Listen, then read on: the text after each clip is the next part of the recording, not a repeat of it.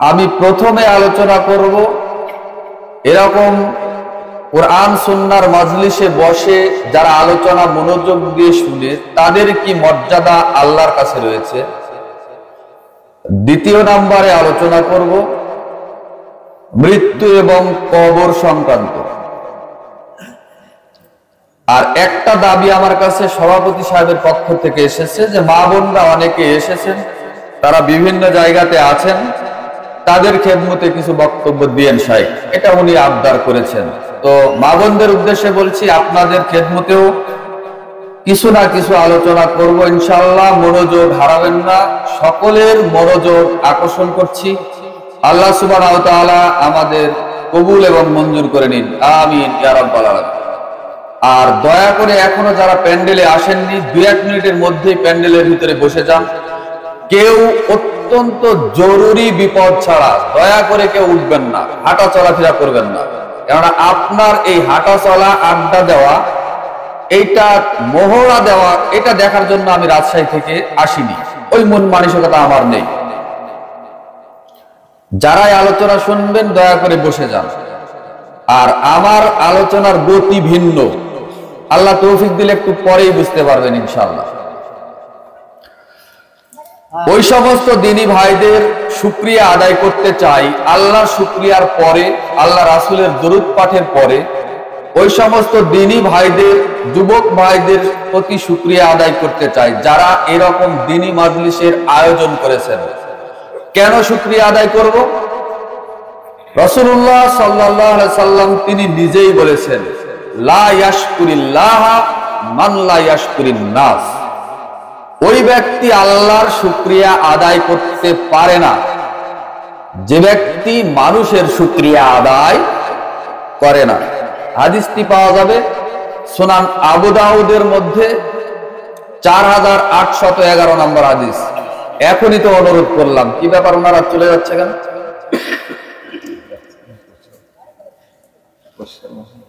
তার মানে মানুষ যদি ভালো কোনো কর্ম করে, মানুষের দ্বারা যদি ভালো দিনের কোনো উপকার হয়, তাহলে মানুষেরও শুকরিয়া আদায় করতে হবে। এটা আল্লাহ রাসূল সাল্লাল্লাহু আলাইহি ওয়াসাল্লামের নির্দেশ। যে হাদিসটি পাবেন সুনান আবু দাউদের মধ্যে 4811 নম্বর হাদিস, হাদিস সহিহ। আল্লাহ রাব্বুল আলামিন যেখানে কোরআন হাদিসের আলোচনা হয়, এই আলোচনা মনোযোগ দিয়ে শোনার জন্য তিনি জোরালো নির্দেশ দিয়েছেন। তার আগে আমি আপনাদেরকে বলি, এটা একটা ইলমের মজলিস, জ্ঞানের মজলিস না, ইলমের মজলিস। ইলম অর্জন করার মূল নীতি হাদিসে আছে 5টা। বলেন তো কয়টা? 5টা। আমার সাথে কথা বলবেন। কোরআনে বর্ণিত হয়েছে মাত্র 2টা। আমি বলছি, হাদিসটা আগে বলি। যে ব্যক্তি কোরআন সুন্নাহর ইলম অর্জন করতে চায়, এই ইলমটা এরকম দ্বীনি মাজলিসে হতে পারে, এই ইলমটা মক্তবে হতে পারে, মসজিদে জুমার খুতবায় হতে পারে, এইটা মাদ্রাসার কোনো দার্সে হতে পারে, এমনকি দাওরা হাদিসের দার্সে হতে পারে, কলেজে হতে পারে, ভার্সিটিতে হতে পারে, স্কুলে হতে পারে, সব জায়গায় হতে পারে। যে ব্যক্তি 5টা মূল নীতি মেনে ইলম অর্জন করবে, ওই ব্যক্তি বা ওই ছাত্র ছাত্রী এরা অল টাইম প্রথম শ্রেণীতেই থাকবে।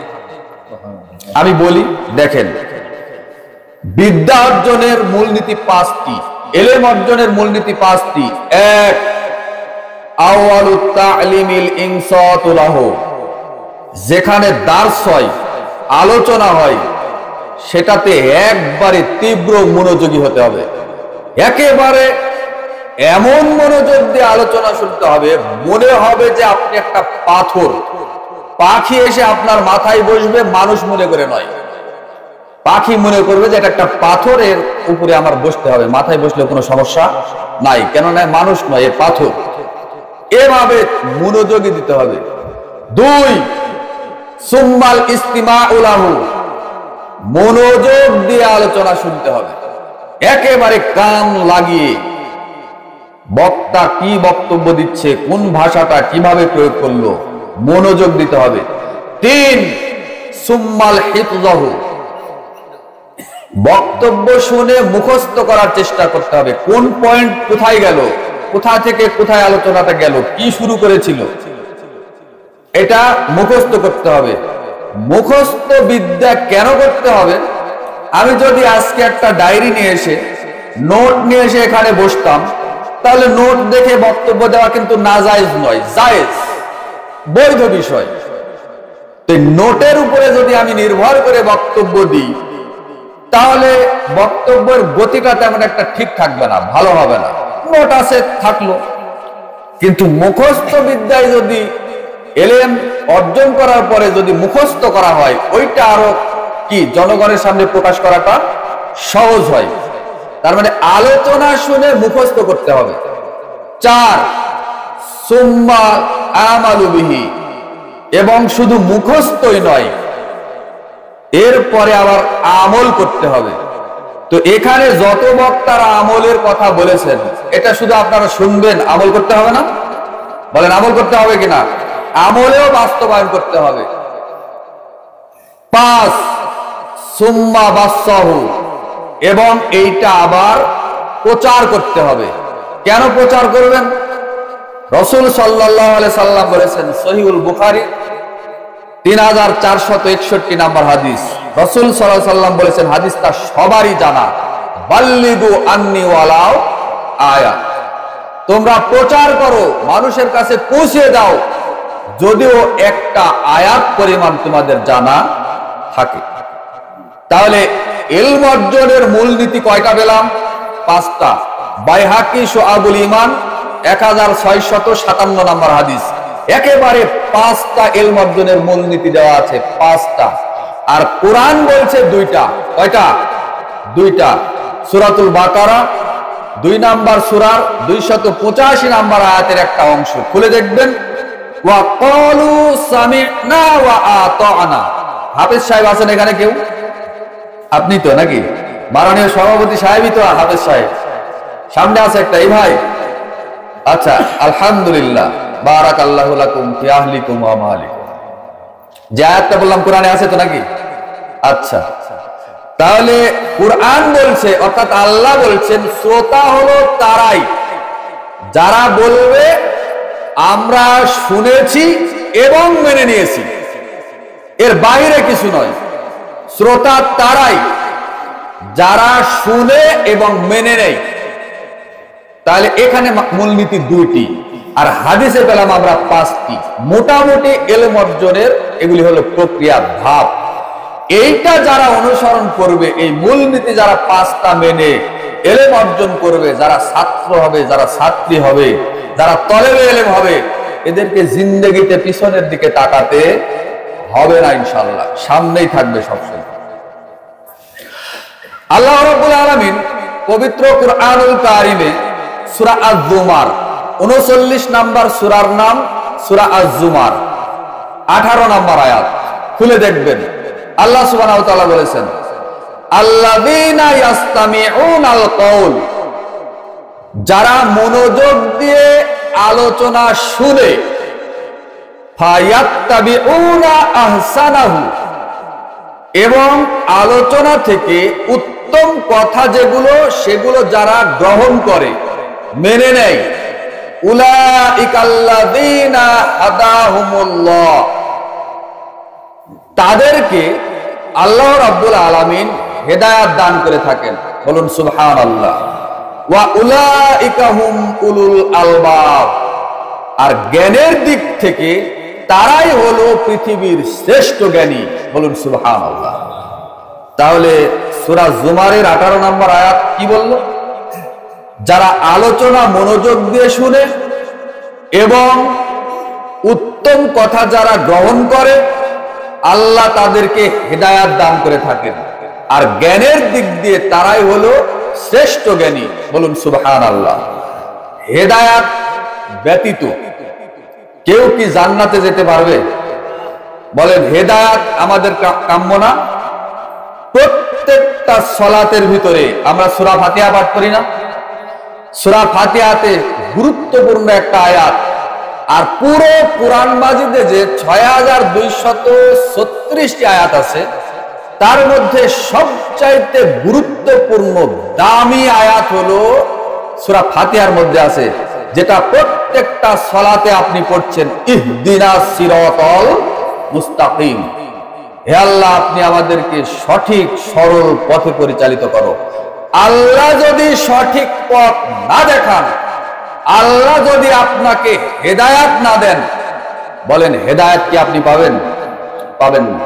রাসূল সাল্লাল্লাহু আলাইহি সাল্লামের চাচা আবু তালিব, তিনি হেদায়াত পাননি, কেননা আল্লাহ তার হেদায়াত চাননি। ইন্নাকা লা তাহদি মান আহবাবতা ওয়ালাকিন্নাল্লাহা ইয়াহদি মান ইয়াশা। নিশ্চয়ই হেদায়াত আমি আল্লাহ প্রদান করে থাকি। হে নবী, আপনার যাকে ইচ্ছা তাকে আপনি হেদায়েত করতে পারবেন না, এ ক্ষমতা আপনাকে আমি আল্লাহ দেইনি। হেদায়েত আমি আল্লাহ দিয়ে থাকি। সূরা কাসাস ৫৬ নম্বর আয়াত নাজিল হয়ে গেল যখনই আবু তালিবের কাছে গিয়ে শেষ নিঃশ্বাস ত্যাগের সময়, যখন রাসূল সাল্লাল্লাহু আলাইহি ওয়াসাল্লাম বললেন যে হে আমার চাচা, আপনি তো এখন মারা যাবেন, আপনার হেদায়েত দরকার, শুধুমাত্র আপনি বলেন লা ইলাহা ইল্লাল্লাহ, আল্লাহ ছাড়া হক কোনো মাবুদ নেই, এ কথা বলে যদি আপনি মৃত্যুবরণ করেন, কাল কিয়ামতের মাঠে শাফাআত করে জান্নাতে কিভাবে নিয়ে যাব, এই দায়িত্ব আমার। মুহাম্মাদুর রাসূলুল্লাহ বলতে হবে না, শুধু আপনি বলেন লা ইলাহা ইল্লাল্লাহ।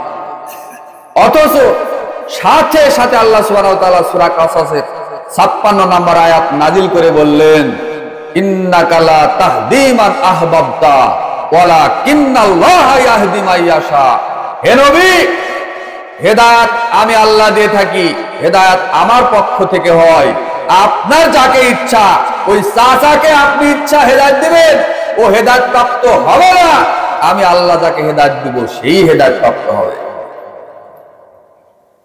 তো রাসূল সাল্লাল্লাহু আলাইহি ওয়াসাল্লামের চাচা আবু তালিব কোথায় আছে? জান্নাতে? জাহান্নামে আছে। জাহান্নামেই থাকবে, যদিও সর্বনিম্ন শাস্তি তাকে দেওয়া হচ্ছে, এক জোড়া আগুনের জুতা তাকে পরিয়ে দেওয়া আছে। এটাই সত্য, তার জুতার, ওই আগুনের জুতার তাপে সমস্ত শরীর পচে গলে একেবারে মস্তক টকবক টকবক করে ফুটতে ফুটতে পড়ে যাচ্ছে। পুরো দেহ জাহান্নামের ভিতরে থাকলে কি অবস্থা হতো? এ কারণে কুরআনের ভিতরে সবচাইতে দামি গুরুত্বপূর্ণ আয়াতই হলো সূরা ফাতিহার মধ্যে, যেখানে আপনি আমি বলছি ইহদিনাস সিরাতাল মুস্তাকিম, হে আল্লাহ আপনি আমাকে সঠিক সিরাতে মুস্তাকিমের পথ দেখান।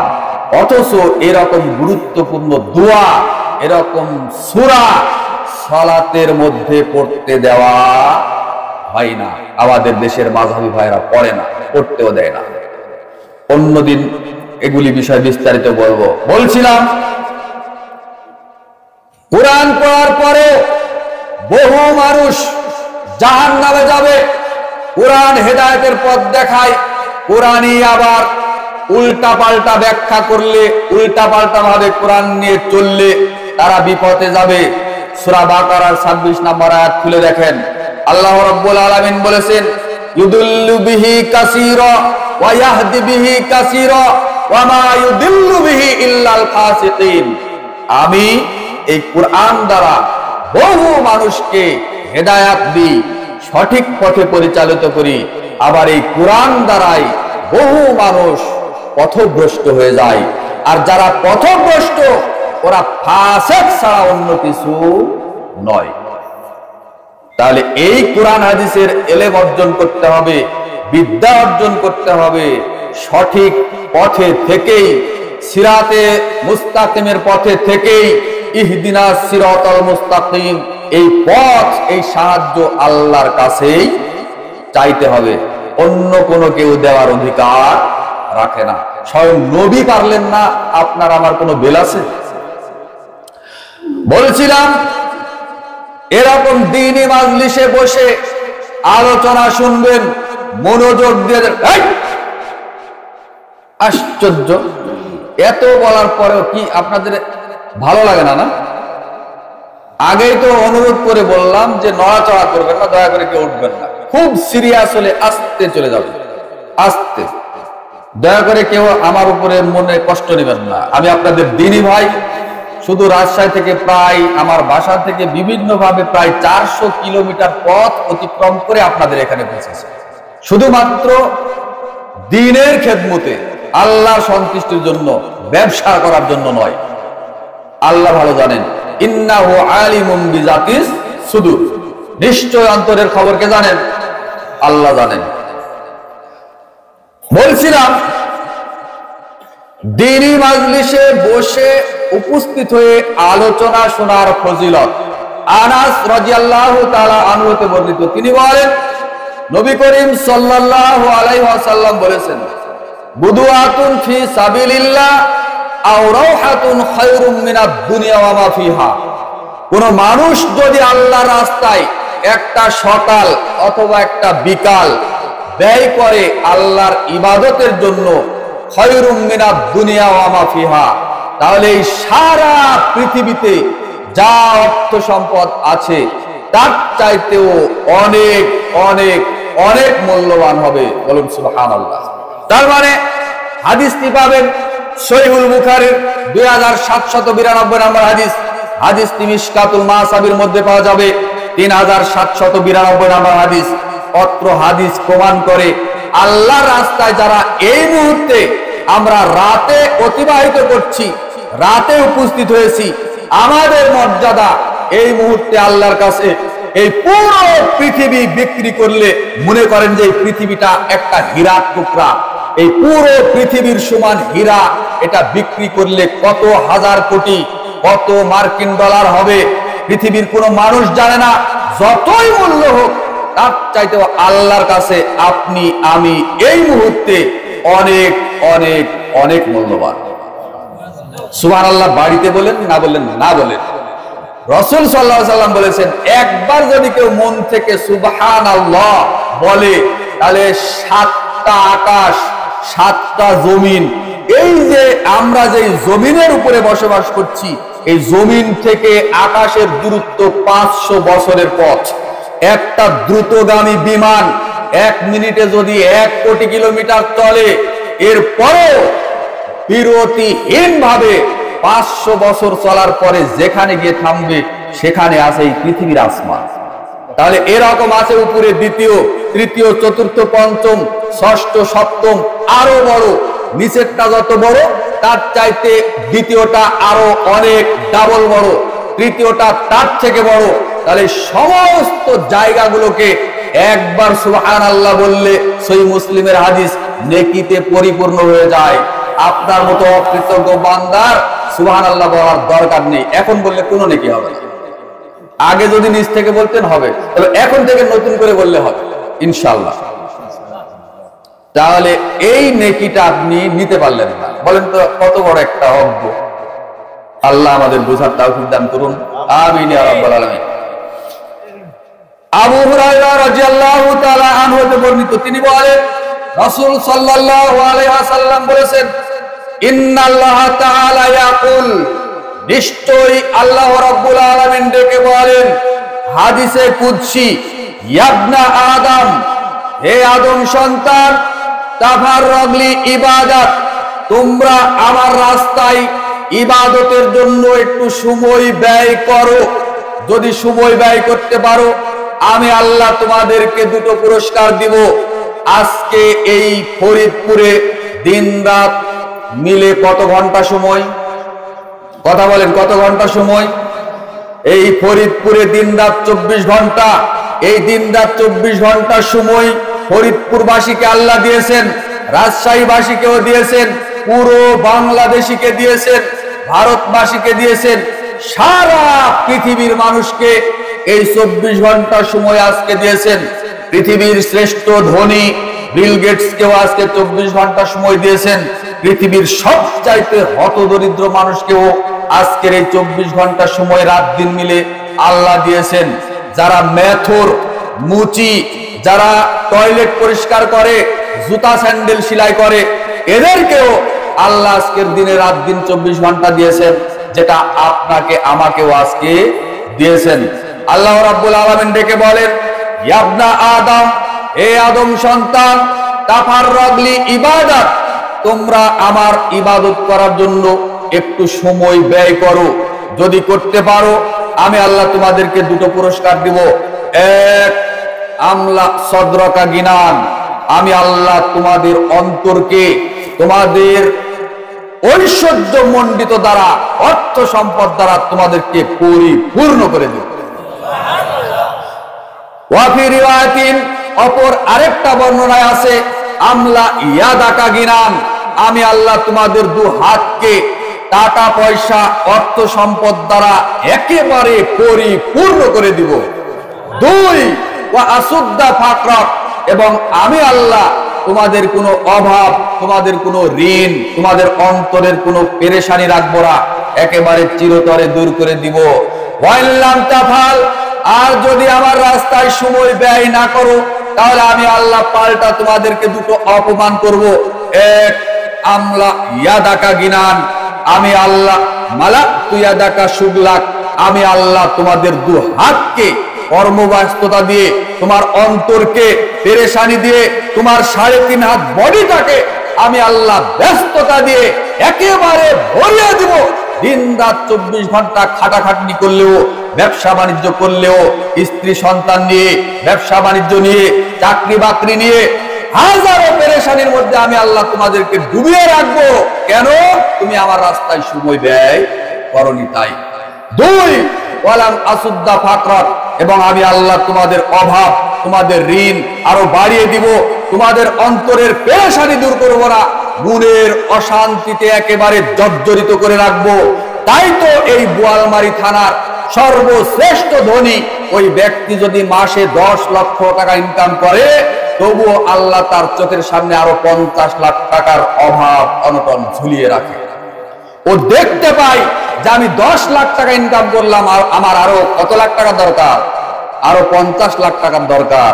ওর অন্তরে শান্তি নাই, রাত 2টায় 3টায় বালিশে মাথা দেয়, তবুও ওর চোখে ঘুম ধরে না। কেন ধরে না? আল্লাহ সুবহানাহু ওয়া তাআলা নিজে এইভাবে বলছেন যে বান্দা, আমার রাস্তায় সময় ব্যয় করলে আমি তোমাদের অর্থ সম্পদ টাকা পয়সা দ্বারা পরিপূর্ণ করে দিব, আর আমি তোমাদের অভাব রাখবো না, তোমাদের অন্তরের পেরেশানি রাখবো না, চিরতরে দূর করে দিব। আর আমাকে তোমরা যারা মানবে না, আমি তোমাদেরকে ব্যস্ততা দিয়ে পরিপূর্ণ করে রাখবো, তোমাদের অভাব অনটন দূর করব না, আমি তোমাদের অভাব অনটন ঋণ পেরেশানি আমি আল্লাহ বাড়িয়ে দিব। আল্লাহ পারেন না? পারেন না? সুনান তিরমিজি খুলেন, 2466 নম্বর হাদিস। এই হাদিসটি সুনান ইবনে মাজার মধ্যে পাবেন, 4107 নম্বর হাদিস। হাদিসে কুদসি যেটা বললাম, যেভাবে অনুবাদ করলাম, হাদিসের মূল ইবারত ওইভাবেই আছে। আপনি এখনই খুলে দেন, খুলবেন আয়নার মতো পাবেন, খুলবেন না জিন্দেগিতেও পাবেন না।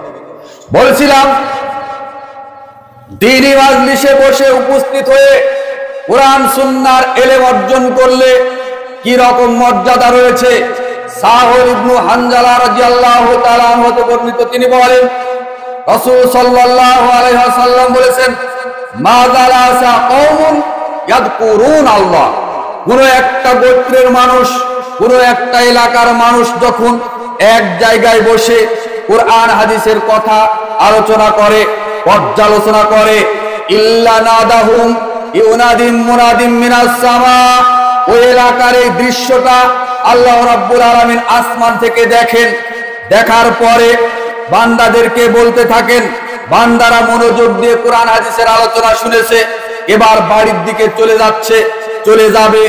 এই সময় আল্লাহ রাব্বুল আলামিন ওই বান্দাদেরকে ডেকে বলেন, কুমু মাগফুরাল্লাকুম, হে আমার বান্দারা, তোমরা বাড়িতে চলে যাচ্ছ, যাও, তবে আমার কাছ থেকে একটা সুসংবাদ নিয়ে যাও। যারা কোরআন হাদিসের কথা মনোযোগ দিয়ে শুনেছিলে, বৈঠক ভঙ্গের দোয়া পড়ে চলে যাচ্ছ, আমি আল্লাহ তোমাদেরকে ক্ষমা করে দিয়েছি। বলুন সুবহানাল্লাহ। শুধু তাই নয়, যাওয়ার সময় আল্লাহ রাব্বুল আলামিন আরেকটা সুসংবাদ দেন, ওয়া বুদ্দিলাত সাইয়্যাতিকুম হাসানাত, হে আমার বান্দারা, আমি তোমাদেরকে শুধু ক্ষমাই করিনি, বরং আমি আল্লাহ তোমার আমলনামায় এই মুহূর্তে যত পাপ রয়েছে সমস্ত পাপকে আমি আল্লাহ নেকি দ্বারা পরিবর্তন করে দিয়েছি। সুবহানাল্লাহ। পাপটাই নেকি। আশ্চর্য একটা ইবাদত, দ্বীনি মাজলিসে এরকম বসে আলোচনা শোনা বা করা আশ্চর্য একটা ইবাদত। পাপটাই আপনার নেকি হয়ে যাবে। আল্লাহ তো আপনাকে ক্ষমা করবেন তো করবেনই, যত পাপ আপনার আমলনামায় আছে সমস্ত পাপটাকে নেকি বানিয়ে নিয়ে বাড়ির দিকে চলে যাবেন। আল্লাহ আমাদের সকলকে কবুল করুন, সেই তৌফিক দান করুন, আমিন ইয়া রাব্বাল আলামিন। যে হাদিসটি বললাম তাবারানী আওসাত 1556 নম্বর হাদিস, এই হাদিসটি পাবেন তাবারানী মুজামুল কাবিরের প্রথম খণ্ডের মধ্যে 639 নম্বর হাদিস, 641 নম্বর হাদিস, আমলে সালেহ এই কিতাবের মধ্যে পাবেন 840 নম্বর হাদিস। এখানে কয়েক সেকেন্ড আপনাকে একটু স্টপ করে দিই, বিরত রাখেন, মনোযোগ আকর্ষণ করছি। মনে করেন আমরা 5 ওয়াক্ত ফরজ সালাত আদায় করি, যারা 5 ওয়াক্ত ফরজ সালাত আদায় করি, বিসমিল্লাহ বলে সুন্দর করে উযু করি, উযুর অঙ্গ প্রত্যঙ্গ যেইভাবে ধৌত করা হয়, ফজর থেকে জোহর, জোহর থেকে আসর, আসর থেকে মাগরিব, মাগরিব থেকে এশা, এইভাবে করতে করতে পরের দিন যত ওয়াক্ত সালাত আদায় করবেন, এক ওয়াক্ত থেকে শুরু করে আরেক ওয়াক্ত সালাত আদায় করা পর্যন্ত 5 ওয়াক্ত সালাত আদায়কারী ব্যক্তি, এ যুবক হোক, যুবতী হোক, বৃদ্ধ হোক, বৃদ্ধা হোক, যেই হোক, নারী হোক, পুরুষ হোক, যত সগীরা গুনাহ করবে অটোমেটিক এই সমস্ত সগীরা গুনাহ ছোট ছোট পাপগুলো ঝরে যাবে। সুবহানাল্লাহ। এক জুমআ থেকে অপর আরেকটা জুমআ পর্যন্ত যত পাপ বান্দা করবে সমস্ত পাপ অটোমেটিক ক্ষমা হয়ে যাবে, সগীরা গুনাহ কাবিরা গুনাহ বাদে। এক রমজান থেকে অপর আরেকটা রমজান পর্যন্ত 5 ওয়াক্ত সালাত আদায়কারী বান্দা যত ছোট ছোট পাপ করবে একমাত্র কাবিরা গুনাহ বাদ দিয়ে, শিরক আর বিদআত বা অন্যান্য কাবিরা গুনাহ বাদ দিয়ে যত সগীরা গুনাহ বান্দা করবে সমস্ত সগীরা গুনাহ অটোমেটিক আল্লাহ মাফ করে দিবেন। তাহলে এখানে বান্দা ক্ষমা পেল, কিন্তু পাপটা নেকি হলো কি? কথা বুঝতে পারেননি মনে হয়। সালাত আদায় করলে পাপ ক্ষমা হয়, পাপ নেকি হয় না। যাকাত দিলে নেকি হয়, সম্পদ পবিত্র হয়, কিন্তু আপনার আমলনামায় জমানো পাপ কখনো নেকি হয় না। হজ করলে একটা কবুল হজের কোনো নেকি কুরআন হাদিসে বর্ণিত হয়নি। কবুল হজের বদলা একটাই, ডাইরেক্ট জান্নাত। কবুল হজের বদলা একটাই, সেটা হলো ডাইরেক্ট জান্নাত। আর ওই দিনে একজন হাজী মানুষের যখন হজ কবুল হয়, একটা গর্ভবতী মা সদ্য প্রস্ফুটিত বাচ্চা জন্মদান করলে ওই নিষ্পাপ বাচ্চার যেমন একটাও কোনো পাপ থাকে না, একটা হাজীর যদি হজ কবুল হয় হাজী ওই রকম নিষ্পাপ হয়। কিন্তু হাজী তো অনেক বড় মানুষ, হাজী তো অনেক বড় মানুষ। আর হজ যত বড় ইবাদত হোক, তার আমল নামার জমানো পাপটা কখনো নেকি হয় না। তাহলে পাপ নেকি করার মাধ্যম, পাপটাকে নেকি বানানোর একটা ওপেন সুযোগ হলো এটা। আসমানের নিচে জমিনের উপরে একটাই মাধ্যম, এরকম দ্বীনি মাজলিসে উপস্থিত হয়ে আলোচনা করা এবং মনোযোগ দিয়ে শোনা। তাহলে আল্লাহ আপনাকে ক্ষমা করবেন তো করবেনই, এরপরেও আপনার আমলনামায় ওই যে বললাম 7টা জমিন, 7টা আকাশ, এই সমস্ত জায়গা যদি আপনার আমলনামায় একটা নেকিও না থাকে, সব যদি পাপে পরিপূর্ণ হয়ে থাকে, তবুও সবগুলো পাপকে আল্লাহ নেকি দ্বারা পরিবর্তন করবেন। অর্থাৎ এই সুযোগটা আজকে। সুবহানাল্লাহি বিহামদিহি, সুবহানাল্লাহিল আযীম। এটা হলো দ্বীনি মাজলিসে উপস্থিত হয়ে আলোচনা মনোযোগ দিয়ে শোনার ফজিলত। আচ্ছা, আমরা যে এখানে বসলাম কিছুটা তো বুঝতে পেরেছি আমাদের মর্যাদা এখন কেমন, তাই কিনা? এটা কি আমার একটাও নিজের কথা বললাম? সব তো দলিল প্রমাণ দিয়েই বললাম, সব হাদিসের কিতাবের মধ্যে আছে। বলছিলাম যে আমরা যারা উপস্থিত হয়েছি আমাদের কি কোনো নেকি হবে না ভাই? বলেন হবে কিনা? কত নেকি হবে আল্লাহ ভালো জানে, আমাদের বলার কারো ইখতিয়ার নাই। তবে আপনাকে 1 লক্ষ নেকির কথা বলবো না, 10 লক্ষ নেকির কথা বলবো না, 10 কোটি নেকির কথা বলবো না, 10,000 কোটি নেকির কথা বলবো না, এই যে আসমান জমিন সমপরিমাণ এই নেকির কথাও বলবো না। আপনাকে একটা নেকির পাওয়ার, একটা নেকির দাম কিয়ামতের মাঠে কত হতে পারে এটুকু আপনাকে বোঝানোর চেষ্টা করি। রাসূল সাল্লাল্লাহু আলাইহি ওয়াসাল্লাম বলেছেন, মান তুকুবিলাত লাহু হাসানাত, কাল কিয়ামতের মাঠে তোমাদের কোন মানুষের যদি একটা নেকি আল্লাহ সুবহানাহু ওয়া তাআলা কবুল করেন, আদাখালাল জান্নাত, তাহলে আল্লাহর বান্দা আল্লাহর জান্নাতে প্রবেশ করবে। বলুন সুবহানাল্লাহ। আল আদাবুল মুফরাদ, ইমাম বুখারী রাহিমাহুল্লাহর লিখিত একটা কিতাব আল আদাবুল মুফরাদ, এই কিতাবের 596 নম্বর হাদিস।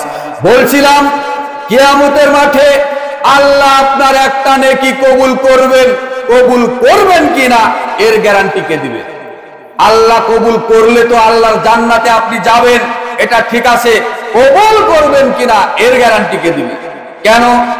কেন আল্লাহ মানুষের আমল কবুল করে না? একটা নেকি থেকেও মানুষ বঞ্চিত হয় কেন?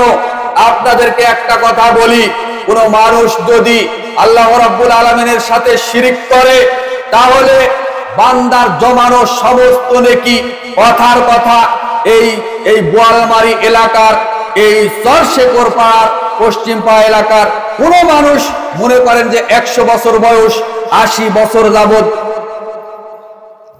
বছর যাবত আপনার আল্লাহর ইবাদত করে, জিন্দেগিতে কোনোদিন শিরিক করেনি, তার আমল নামায় শুধু নেকি আর নেকি, কোনো পাপ নেই।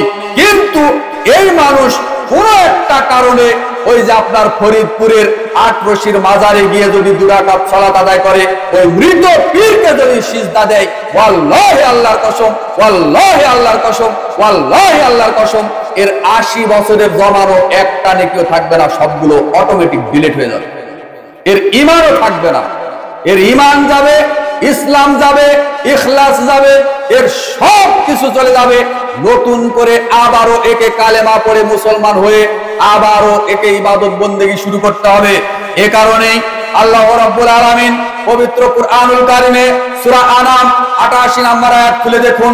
আল্লাহ রাব্বুল আলামিন বলেছেন, ওয়ালাউ আশরাকু লাহাবিতা আনহুম মা কানু ইয়ামালুন।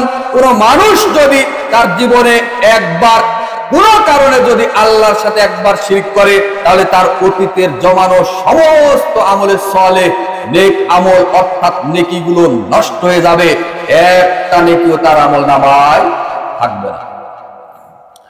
বাংলাদেশ আশ্চর্য দেশ। আমি বলি, আরে আবহাওয়া অধিদপ্তর বলে যে বাংলাদেশে এখন বর্তমানে সাইক্লোন, ঝড়, বিপদ সীমানার উপর দিয়ে চলে। আর আমরা গবেষণায় পাই যে ফরিদপুরের মানুষ, ফরিদপুর চলে শিরক, ফরিদপুরে এমন শিরক বিদআত চলে যে শিরক বিদআত চলে ফরিদপুরে বিপদ সীমানার উপর দিয়ে। মন খারাপ করলেন? আটরশির মাজার কোথায়? ফরিদপুরেই তো না? ফরিদপুরকেই তো বলবো। কোন মানুষ যদি আল্লাহর মসজিদে গিয়ে সিজদা দেয়, আবার ওই ফরিদপুরের আপনার আটরশির মাজারে গিয়ে সিজদা দেয়, ওই যে আপনার সিলেটের শাহজালালের মাজারে গিয়ে সিজদা দেয়, খুলনার খান জাহান আলীর মাজারে সিজদা দেয়, এরপরে আপনার চট্টগ্রামের বাইজিদ বোস্তামির মাজারে গিয়ে সিজদা দেয়, ওয়াল্লাহি আল্লাহর কসম এরা কেউ মুসলমান নয়, এরা মুশরিক, এরা মুশরিক, এরা মুশরিক। দলিল আল্লাহ রাব্বুল আলামিন সূরা ইউসুফ 106 নম্বর আয়াত খুলে দেখেন। আল্লাহ রাব্বুল আলামিন বলেছেন, ওয়া মা ইউমিনু আকসারুহুম বিল্লাহ ইল্লা ওয়া হুম মুশরিকুন। অধিকাংশ মানুষ বলে আমি আল্লাহর প্রতি ঈমান এনেছি, কিন্তু অধিকাংশ মানুষ ঈমান আনার পরেও এরা হলো মুশরিক। বলেন নাউজুবিল্লাহ। বাংলাদেশে কত পার্সেন্ট মুসলমান? কত পার্সেন্ট বলেন না একটা? 90% না 98%, এটা ঠিক নয়। 90, 92, 91, 92 এর মধ্যেই থাকি আমরা নাকি? 90% মুসলমানের দেশ। এদেশে শুধুমাত্র বাপ দাদা মুসলমান, তাই আপনি আমিও মুসলমান, এরকম মুসলমান।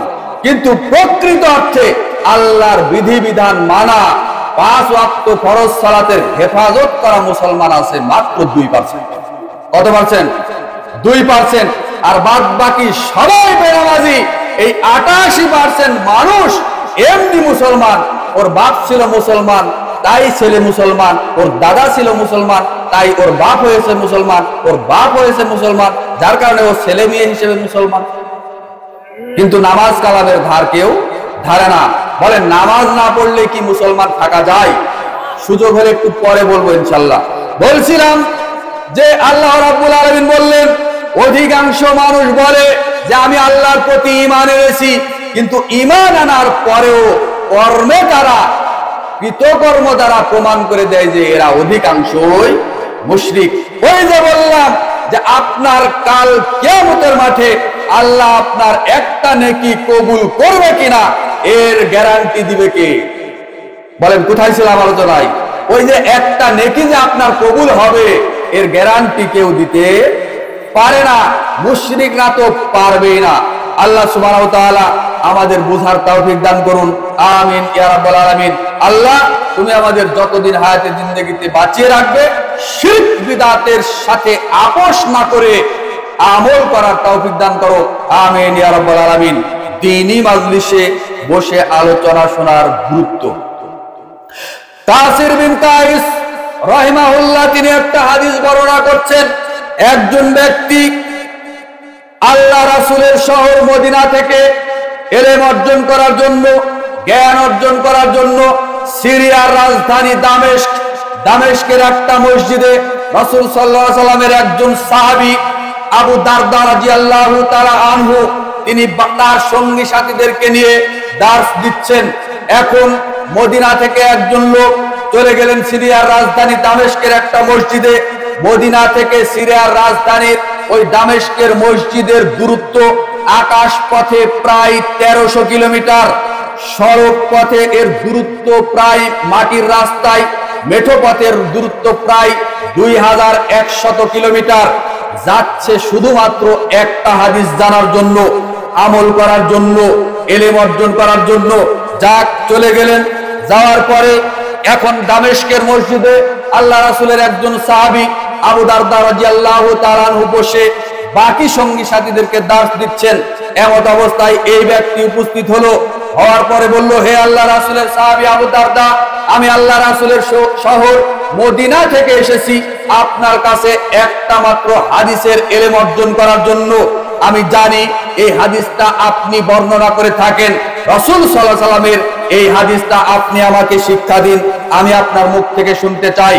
আবু দারদা রাদিয়াল্লাহু তাআলা আনহু বললেন, হে আল্লাহর বান্দা শুনো, রাসূল সাল্লাল্লাহু আলাইহি সাল্লাম বলেছেন, মান তারাকা ইলমান সাহালাল্লাহু তারিকান মিন তুরুকিল ইলাল জান্নাহ। কোন মানুষ যদি আল্লাহর রাস্তায় ইলম অর্জনের জন্য, কুরআন হাদিসের বিদ্যা অর্জন করার জন্য যদি আল্লাহর রাস্তায় থাকে, মান সালাকা তারিকান ইয়ালতামিসু ফিহি ইলমান সাহালাল্লাহু তারিকান মিন তুরুকিল ইলাল জান্নাহ। কোন মানুষ যদি আল্লাহর রাস্তায় কুরআন হাদিসের ইলম অর্জনের জন্য আল্লাহর রাস্তায় থাকে, তাহলে আল্লাহ রাব্বুল আলামিন ওই বান্দার জন্য জান্নাতে যাওয়ার রাস্তা সহজ করে দেন। বলুন সুবহানাল্লাহ। তাহলে বলছিলাম একটু খেয়াল করুন হাদিসের দিকে। মাত্র একটা হাদিসের জ্ঞান অর্জন করার জন্য কত কিলোমিটার পাড়ি দিয়েছে? আকাশ পথে প্রায় 1300 কিলোমিটার, গুগল ম্যাপে সার্চ দেন পেয়ে যাবেন। আর সড়ক পথে প্রায় 2100 কিলোমিটার। 2100 কিলোমিটার রাস্তায় ওই সাহাবী গেছেন। কেননা তখন তো আর বিমান ছিল না, তখন আর তো ওই রকম ব্যবস্থা ছিল না। তার মানে বুঝাতে চাচ্ছি 2100 কিলোমিটার রাস্তা পথ পাড়ি দিয়ে একটা হাদিসের ইলম অর্জন করার জন্য গেছে। যে হাদিসটি পাওয়া যাবে মিশকাতুল মাসাবির ভিতরে 212 নম্বর হাদিস, যে হাদিসটি পাওয়া যাবে আপনার সহিহ তারগিব ও তারগিবের ভিতরে 88 নম্বর হাদিস। তার মানে এই হাদিস আবু দাউদের মধ্যেও আছে, এই হাদিস তিরমিজির মধ্যেও আছে, এই হাদিস সহিহ মুসলিমের মধ্যেও আছে 2699 নম্বর হাদিস।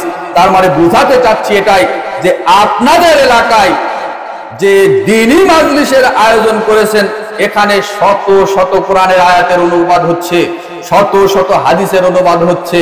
তাহলে এই এলাকার মানুষের কিভাবে এসে এখানে বসা উচিত ছিল? কিভাবে বসা উচিত ছিল? দ্বীনি মাজলিসকে বাংলাদেশের মুসলমানরা মূল্যায়ন করতে চায় না। বাংলাদেশের মুসলমান বড় হতভাগা, এরা মনে করে যে আমরা জান্নাতুল ফিরদাউসে চলে গেছি, আমল না করেও জান্নাতুল ফিরদাউসের দাবিদার মানুষ আছে না নাই? আছে? আরে বাংলাদেশে তথাকথিত পীর মাযহাব যারা মানে, পীর মুরিদির ব্যবসা যারা করে, একজন জনৈক পীর তার মুরিদদেরকে বলছেন যে বিচারের মাঠে আমি আমার মুরিদদেরকে জাহাজে করে নিয়ে জান্নাতে যাব। নাউজুবিল্লাহ মিন যালিক। নাউজুবিল্লাহ বললেন না? আরে ওই বেটা পীর তো দূরের কথা, ও নিজেই জানে না যে ওর অবস্থা কি হবে। ও কবরে বাটামোর কি যে ফাটাবে ফেরেশতারা, ও নিজেই জানে না। আর নাকি ওর লাখ লাখ মুরিদকে নিয়ে জাহাজে করে জান্নাতে যাবে। আস্তাগফিরুল্লাহ, নাউজুবিল্লাহ। দিন নিয়ে কত বড় ভণ্ডামি, ইসলাম নিয়ে কত বড় গাদ্দারি এ দেশের মাটিতে চলছে জানেন? বড় কষ্ট লাগে, বড় আফসোস লাগে। আরে যেখানে সর্বপ্রথম আমাদের আদি পিতা আদম আলাইহিস সালাম, মুসা আলাইহিস সালাম, ঈসা আলাইহিস সালাম সহ যত নবী রাসূল পৃথিবীতে এসেছিল, একমাত্র আমাদের শেষ নবী মুহাম্মদ রাসূলুল্লাহ সাল্লাল্লাহু আলাইহি সাল্লাম ব্যতীত আল্লাহর সামনে কথা বলার কোন নবী সাহস পাবে না। ইয়া নাফসি ইয়া নাফসি বলে সবাই যার যার নিজেকে নিয়ে ব্যস্ত থাকবে। আর সেখানে এরকম ভণ্ড যারা দিন নিয়ে, ইসলাম নিয়ে, ধর্ম নিয়ে যারা ব্যবসা করে বাংলার মাটিতে, এ নিজেই জান্নাতে যাবে জাহান্নামে যাবে, এর নিজেরই ঠিক নাই। ও আবার বেনামাজি গাঁজাখোর মুরিদদের নিয়ে জান্নাতে যাবে মানে? আর বিচারের মাঠে জাহাজ থাকবে, কে কে বললো এরকম? ঠিক শতধিক কিয়ামতের মাঠে এরকম কোন জাহাজ হেলিকপ্টারের কোন খবর থাকবে না। ওই ভণ্ডদের এলাকায় গিয়েছিলাম, আল্লাহ আমাকে কবুল করেছিল। আর যেটা মানে শতকরা 90 জনই ওর অনুসারী, এরকম ভাবে বসেছিল। আল্লাহ ভালো জানে। পুলিশ প্রটোকলে বক্তব্য দিচ্ছিলাম, পুলিশ প্রটোকল চতুর্দিকে পাহারায় আছে। তো আমি আর এটা বক্তব্যের সময় আমার ওই গতি আমার মাথায় থাকে না যে কে আমাকে পিস্তল ধরে আছে, না কে মারবে, না কে কি করবে, এটা আমার মাথায় কাজ করে না। আমি শুধু এতটুকু জানি, কোরআন হাদিসের অনুবাদ করতে হবে প্লেন, হক কথা বলতে হবে। কার উপর দিয়ে যাবে, কে বেজার হবে, কে খুশি হবে, ওইটা আমার দেখার বিষয় নয়। বক্তব্য দিয়ে নামলাম, প্রায় 60-65 জন যুবক দল গার্ড দিয়ে পুলিশ প্রটোকলে নিয়ে আমাকে মেহমান খানায় নিয়ে চলে গেল। কি কারণে এরকম হয়েছে? যারা আমাকে দাওয়াত করেছে তারা আবার আমাকে মঞ্চে তুলে দিয়ে ওরা আউট। মার খালে হুজুর একাই খায়, রাজশাহী থেকে আসছে, যত মারে ওকে মারো। তার মানে আমি তো আর বক্তব্য ওই মুরিদদেরকে খুশি করার জন্য দিতে পারবো না। ওই পীরকেও ওর ভয়ে যে বক্তব্য বন্ধ করবো তাও তো করবো না, এটা ওরা জানে। কাজেই যারা আমাকে দাওয়াত করে নিয়ে গেছে এরা মঞ্চের আশেপাশে কেউ নাই, সবাই আউট। হেফাজতের মালিক কে? আল্লাহ। প্রতিদান দেওয়ার মালিক কে? আল্লাহ। হক কথা বলেই যাব ইনশাআল্লাহ। বলছিলাম দ্বীনি মাজলিসে উপস্থিত হয়ে ইলম অর্জন করলে এরকম ফজিলত রয়েছে, কিন্তু দ্বীনের নামে যারা ভণ্ডামি করছে দেশের মাটিতে, তাদের পরিত্রাণ কিয়ামতের মাঠে হবে না। কারণ এক শ্রেণীর মানুষের আকীদা এত নষ্ট, এক শ্রেণীর মানুষের আকীদা এত নষ্ট, এরা রাসূল সাল্লাল্লাহু আলাইহি ওয়াসাল্লাম কেউ মানে না, এরা আল্লাহ কেউ মানে না। কথাই কথাই বলে আল্লাহ নিরাকার, আল্লাহর কোনো আকার আকৃতি নেই, আল্লাহ সর্বত্র বিরাজমান। আবার এরা বক্তব্য দেওয়ার সময় বলে যে ইমাম আবু হানিফা রাহিমাহুল্লাহ 80 বার আল্লাহকে দেখেছে। নাউজুবিল্লাহ মিন যালিক। তাহলে আল্লাহ যদি নিরাকারই হয়, যাকে দেখাই যায় না, তো ইমাম আবু হানিফা রাহিমাহুল্লাহর নামে যে এত বড় মিথ্যাচার ছড়ানো হলো, ইমাম আবু হানিফা রাহিমাহুল্লাহ আবার দেখলো কি করে? কথা বলেন, দেখলো কি করে? আবার বলছে আল্লাহর নবী গায়েব জানেন, আল্লাহর নবী মরেননি, আল্লাহর নবী গায়েব জানেন, আল্লাহর নবী নূরের তৈরি, তিনি মাটির তৈরি নয়।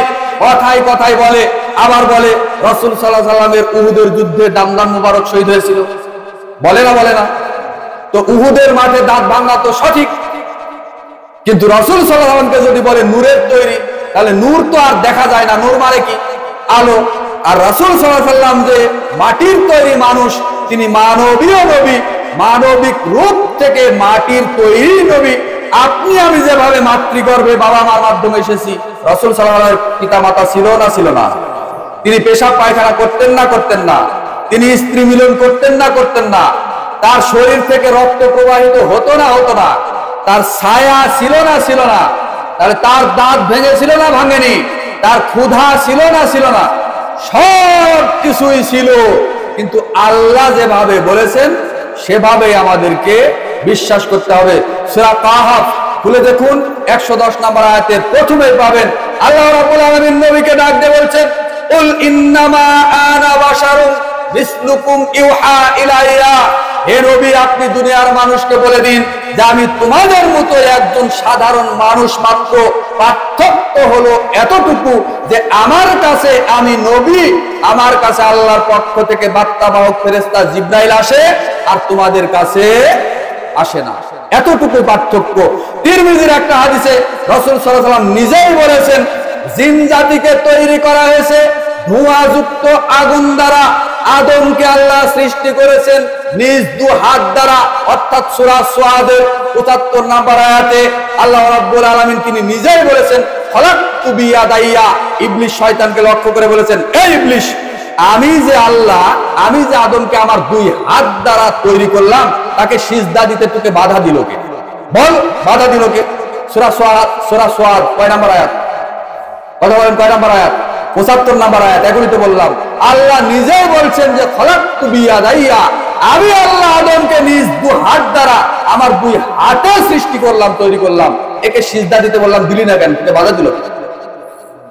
তাহলে আল্লাহ নিজেই বললেন যে আমার দুই হাত দ্বারা সৃষ্টি করেছি। তাহলে আল্লাহর হাত আছে না নাই? কথা বলেন, আছে না নাই? আল্লাহর চোখ আছে না নাই? তিনি দেখেন, তিনি শুনেন, তিনি আপনার আমার বিচার করবেন।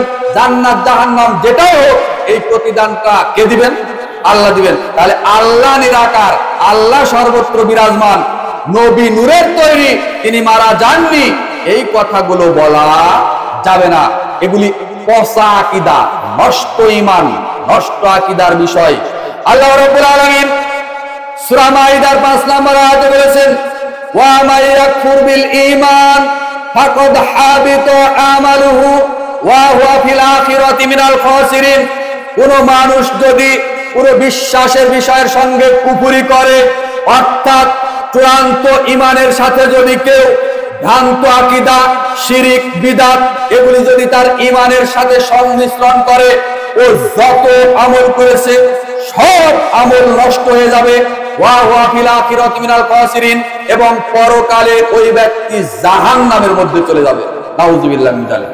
তাহলে এই রকম বাজে আকীদা, নোংরা ধিক্কারজনক আকীদা নিয়ে আমল করলে আল্লাহকে খুশি করা যাবে না।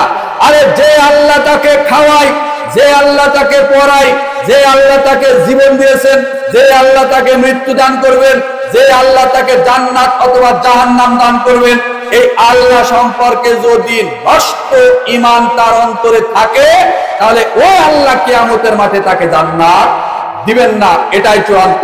আর আপনি এটাও ভালো করে শুনে রাখেন, যেই নবীর সুপারিশ ব্যতীত, যেই নবীর হাতের হাউজে কাউসারের পানি পান করা ব্যতীত আপনি জান্নাতে যাবেন না, জান্নাতে যেতে পারবেন না। যেই নবীর সুপারিশ আপনার লাগবে, এই নবী সম্পর্কে যদি আপনার ভ্রান্ত ধারণা আপনার অন্তরে থেকে থাকে, তাহলে নিশ্চিত আপনি জেনে রাখুন, এই নবীর হাতের হাউজে কাউসারের পানি, এই নবীর সুপারিশ কিয়ামতের মাঠে আপনি পাবেন না, পাবেন না। এটাই চূড়ান্ত। আপনাকে জাহান্নামে যেতেই হবে। দলিল একটা দিলাম, সূরা মাইদার 5 নম্বর আয়াত খুলে দেখেন, এখনই দলিল নিয়ে নেন। বলছিলাম, এক শ্রেণীর আলেম, তথাকথিত আলেম, তথাকথিত এই বুজুর্গানে দিন আর তথাকথিত এই পীর মুরিদির, এদের ভণ্ড, এই ভণ্ডদের আকীদা, মানহাজ এদের যে এতই খারাপ, জনগণের সামনে শুধু ভুলভাল কোরআন হাদিসের ব্যাখ্যা করে, আলোচনা করে, কি বলে সাপের কিচ্ছা, ব্যাঙের কিচ্ছা, গরুর কিচ্ছা বলে 1-1.5 ঘন্টা সময় কাটিয়ে চলে যায়। এই সমস্ত মানুষ পরিত্রাণ পাবে না। এখন আমি আপনাদের সামনে দু একটা সামনের দিকে বাড়ি দেখেন, আপনাকে দলিল দিই। যারা বলে রাসূল সাল্লাল্লাহু আলাইহি ওয়াসাল্লাম মরেননি, মৃত্যুবরণ করেননি, তারা কিছু দলিল নেন। এমন ভাই এখানেও থাকতে পারেন। আমি আপনার দিনী ভাই, আপনাকে কষ্ট দেওয়ার জন্য, আপনাকে আঘাত করার জন্য কথাগুলো বলছি না। যেটা চূড়ান্ত কোরআন হাদিসের ব্যাখ্যা, যেটা অর্থ, সেটাই আপনাকে মেনে নিতে হবে। ভুল ত্রুটি আমাদের মানুষেরই হয়, গরু ছাগলের হয় না। আপনার আমল আকীদায় যদি ভুল ত্রুটি থেকে থাকে, আজকেই দিন সংশোধন করে নেওয়ার, সংশোধন করে নিয়ে কোরআন হাদিস মেনে চলবেন। আল্লাহ আমাদের সকলকে তাওফিক দান করুন। আমরা সবাই বলি আমিন ইয়া রাব্বাল আলামিন। এবার চলেন মৃত্যু এবং কবর, মৃত্যু এবং কবর সংক্রান্ত কিছুক্ষণ আলোচনা করার পরে মা বোনদের সামনে যাব। মা বোন, দয়া করে কেউ গল্প করবেন না, ঘুমাবেন না, উঠেও চলে যাবেন না। আপনাদের জন্য কোরআন হাদিসের মুনিমুক্তা অপেক্ষা করছে সামনে কিছুক্ষণ পরেই, একটু ধৈর্য ধারণ করুন। বলছিলাম সূরা মুলকের 2 নম্বর আয়াত আপনি খুলে দেখুন। আল্লাহ রাব্বুল আলামিন বলেছেন, আল্লাযী খালাকাল মাউতা ওয়াল হায়াতা লিয়াবলুয়াকুম আইয়ুকুম আহসানু আমালা। আমি আল্লাহ মানুষের মৃত্যু এবং মানুষের হায়াত, জীবন দান করেছি, মানুষকে পৃথিবীতে পাঠিয়েছি এজন্য যে আহসানু আমালা, আমলে সালেহ, উত্তম আমল করে কে তোমাদের মধ্যে আমি আল্লাহর কাছে আসতে পারে। এজন্যই মূলত আমি মৃত্যু এবং জীবন দান করেছি মানুষের মধ্যে, জিনের মধ্যে, সমস্ত জীবের মধ্যে। বলুন সুবহানাল্লাহ। এখন আপনাকে বলি, পরপর কয়েকটা আয়াত, পরপর কয়েকটা হাদিসের অনুবাদ করে আপনাকে শোনাবো। দেখেন আল্লাহ রাব্বুল আলামিন সূরা আয-যুমার 39 নম্বর সূরার 30 নম্বর আয়াত খুলে দেখুন। আল্লাহ রাব্বুল আলামিন নবীকে ডাক দিয়ে বলছেন, হে সম্মানিত নবী, ইন্নাকা মাইয়িতুন ওয়া ইন্নাহুম মাইয়িতুনা, নিশ্চয়ই আপনি মৃত্যুবরণ করবেন। এখানে ভালো করে শুনে রাখবেন, এই আয়াতটা নবীর উপরেই নাজিল হয়েছে। নবীকেই সম্বোধন করে, নবীকেই ডাক দিয়ে আল্লাহ রাব্বুল আলামিন তাকে এককভাবে বলেছে, ইন্নাকা মাইয়িতুন, নিশ্চয়ই আপনার মৃত্যু হবে, ওয়া ইন্নাহুম মাইয়িতুনা, এবং তাদেরও মৃত্যু হবে যারা আপনার বিরোধিতা করে। তাহলে আল্লাহ নিজে নবীকে ডাক দিয়ে বললেন যে, হে নবী, আপনার মৃত্যু হবে। দলিল সূরা আয-যুমার 30 নম্বর আয়াত। আল্লাহ রাব্বুল আলামিন অন্যত্র বলেন সূরা আল-জুমুআ 8 নম্বর আয়াত, 62 নম্বর সূরা, 62 নম্বর সূরার নাম সূরাতুল জুমুআ। এই সূরাতুল জুমুআর 8 নম্বর আয়াত খুলে দেখেন। আল্লাহ রাব্বুল আলামিন বলছেন, কুল ইন্নাল মাউতাল্লাযী তাফিরুনা মিনহুম ফাইন্নাহু মুলাকিকুম। হে মাননীয় নবী, আপনি পৃথিবীর মানুষকে ডেকে বলে দিন, সারা পৃথিবীর মানুষকে আপনি জানিয়ে দিন, যে মৃত্যু থেকে তোমরা বাঁচার চেষ্টা করছো, পালানোর চেষ্টা করছো, এই মালাকুল মউত, এই মৃত্যু তোমাদেরকে ধরবেই, মৃত্যুর সাথে তোমাদের সাক্ষাৎ হবে। অর্থাৎ এখানে মৃত্যু বলতে আপনি নিশ্চিতভাবে জেনে রাখেন, যেটাকে আপনি আমি বলে থাকি আজরাইল। তবে আজরাইল শব্দটা কুরআন হাদিসের কোথাও বর্ণিত হয়নি। এটা হলো জান কবজকারী ফেরেশতা, যিনি সমস্ত মাখলুকাতের সৃষ্টি জীবের যার জীবন আছে তার মৃত্যুর স্বাদ গ্রহণ করাবেন, জীবন ছিনিয়ে নেবেন। একে বলা হয় কুরআন হাদিসের ভাষায় মালাকুল মউত। সুতরাং আমরা আজরাইল না বলে মালাকুল মউত অথবা জীবন কবজকারী, জান কবজকারী ফেরেশতা বললেই চিনতে পারবো, এটাই ভালো হয়। আল্লাহ রাব্বুল আলামিন সূরা আন-নিসার 78 নম্বর আয়াতে বলেন, আইনামা তাকুনু ইউদরিকুমুল মাউত ওয়ালাউ কুনতুম ফি বুরুজিম মুশাইয়াদা। হে পৃথিবীর মানুষ, তোমরা জেনে রাখো, তোমরা মরণ থেকে বাঁচার জন্য যদি লৌহ নির্মিত সুদূর দুর্গের মধ্যে অবস্থান করো, তবুও মালাকুল মউত তোমাদেরকে ধরবেই। তোমাদের মৃত্যুর স্বাদ গ্রহণ করতেই হবে, তোমাদের মৃত্যুর স্বাদ গ্রহণ করতে হবে, মৃত্যুর সাথে তোমাদের সাক্ষাৎ হবেই হবে। সূরা আন-নিসা 78 নম্বর আয়াত। তার মানে এই আয়াত দ্বারা প্রমাণিত হলো, যার জীবন আছে তার মরণ আছে, যার জীবন আছে তার মৃত্যুর স্বাদ অবশ্যই গ্রহণ করতে হবে। এখন আপনাকে প্রশ্ন করি, আমাদের নবীর জীবন ছিল না ছিল না? তাহলে তিনি কি এখন বেঁচে আছেন? অবশ্যই তিনি মারা গেছেন, তবে বারজাখি আলামে বারজাখের জগতে তিনি জীবিত আছেন। অর্থাৎ এই দুনিয়ার জগৎ থেকে পরের জগতে, পরকালীন জগতে যে তিনি চলে গেছেন, ওখানে তিনি জীবিত। আপনি সালাম দিলে সালামটা ফেরেশতার মাধ্যমে তার রূহ মুবারকে অর্থাৎ তার কবরে পৌঁছিয়ে দেওয়া হবে। কবরে ওই জগতে জাহান্নামীরাও বেঁচে থাকে, ওই জগতে জান্নাতি মানুষ যারা তারাও বেঁচে থাকে, যার প্রমাণ আরেকটু পরে দিব ইনশাল্লাহ। বলছিলাম যার জীবন আছে তার মরণ আছে, যে জীবন নিয়ে পৃথিবীতে এসেছে তার মৃত্যুর স্বাদ অবশ্যই অবশ্যই গ্রহণ করতে হবে। আল্লাহ রাব্বুল আলামিন যখন এক থেকে একাধিক ব্যক্তি বা কোন কওমের মৃত্যুর যখন একটা সময় ঘনিয়ে নেন, যখন সময় ঘনিয়ে আসে, সূরা ইউনূস 49 নম্বর আয়াত, সূরা আন-নাহল 61 নম্বর আয়াত, দুই সূরার দুইটা আয়াত প্রায় একই রকমেরই বাক্য। আল্লাহ রাব্বুল আলামিন আয়াত নাযিল করে বলেছেন, ফা ইজা জা আজালুহুম লা ইস্তাখিরুনা সাআতাও ওয়া লা ইস্তাকদিমুন। ও হে দুনিয়ার মানুষ, আমি যখন কারো মৃত্যু, কোন কওমের কোন গোত্রের যদি কারো মৃত্যুর সময় ঘটাই, তাহলে তার এক সেকেন্ড, একটা মুহূর্ত কম বেশি হয় না, যথা সময়ে তার মৃত্যুর স্বাদ গ্রহণ করতে হবে। অথচ আজকে আমরা এই মৃত্যু থেকে পালানোর চেষ্টা করি, মৃত্যু থেকে বাঁচার জন্য চলে যাই। অনেক জায়গাতেই দেখা যায় যাদের শরীরে কোন রকম রোগ ব্যাধি হয়, অনেকেই চলে যায় সিঙ্গাপুর উন্নত চিকিৎসার জন্য, অনেকেই চলে যায় ইন্ডিয়াতে উন্নত চিকিৎসার জন্য, অনেকেই চলে যায় লন্ডনে উন্নত চিকিৎসার জন্য, অনেকেই সারা বাংলাদেশের সবচাইতে বড় ডাক্তার কোথায় আছে তার কাছে চলে যায় উন্নত চিকিৎসার জন্য। যাক, যেতে পারে, জায়েজ, বৈধ, কোনো অবৈধ নয়, যেতে পারে। তবে আমি বলি, মানুষ চাইলে দুনিয়াতে জাহান্নাম থেকে বাঁচতে পারে, মৃত্যু থেকে নয়। মৃত্যু থেকে বাঁচার কোনো সুযোগ, কোনো কৌশল মানুষ যতই পালন করুক মৃত্যু থেকে বাঁচতে পারবে না। কিন্তু মানুষ চাইলে জাহান্নাম থেকে বাঁচতে পারে, কিন্তু মানুষ জাহান্নাম থেকে বাঁচার চেষ্টা করে না। মানুষ বড় উদাসীন, মানুষ বড় গাফেল।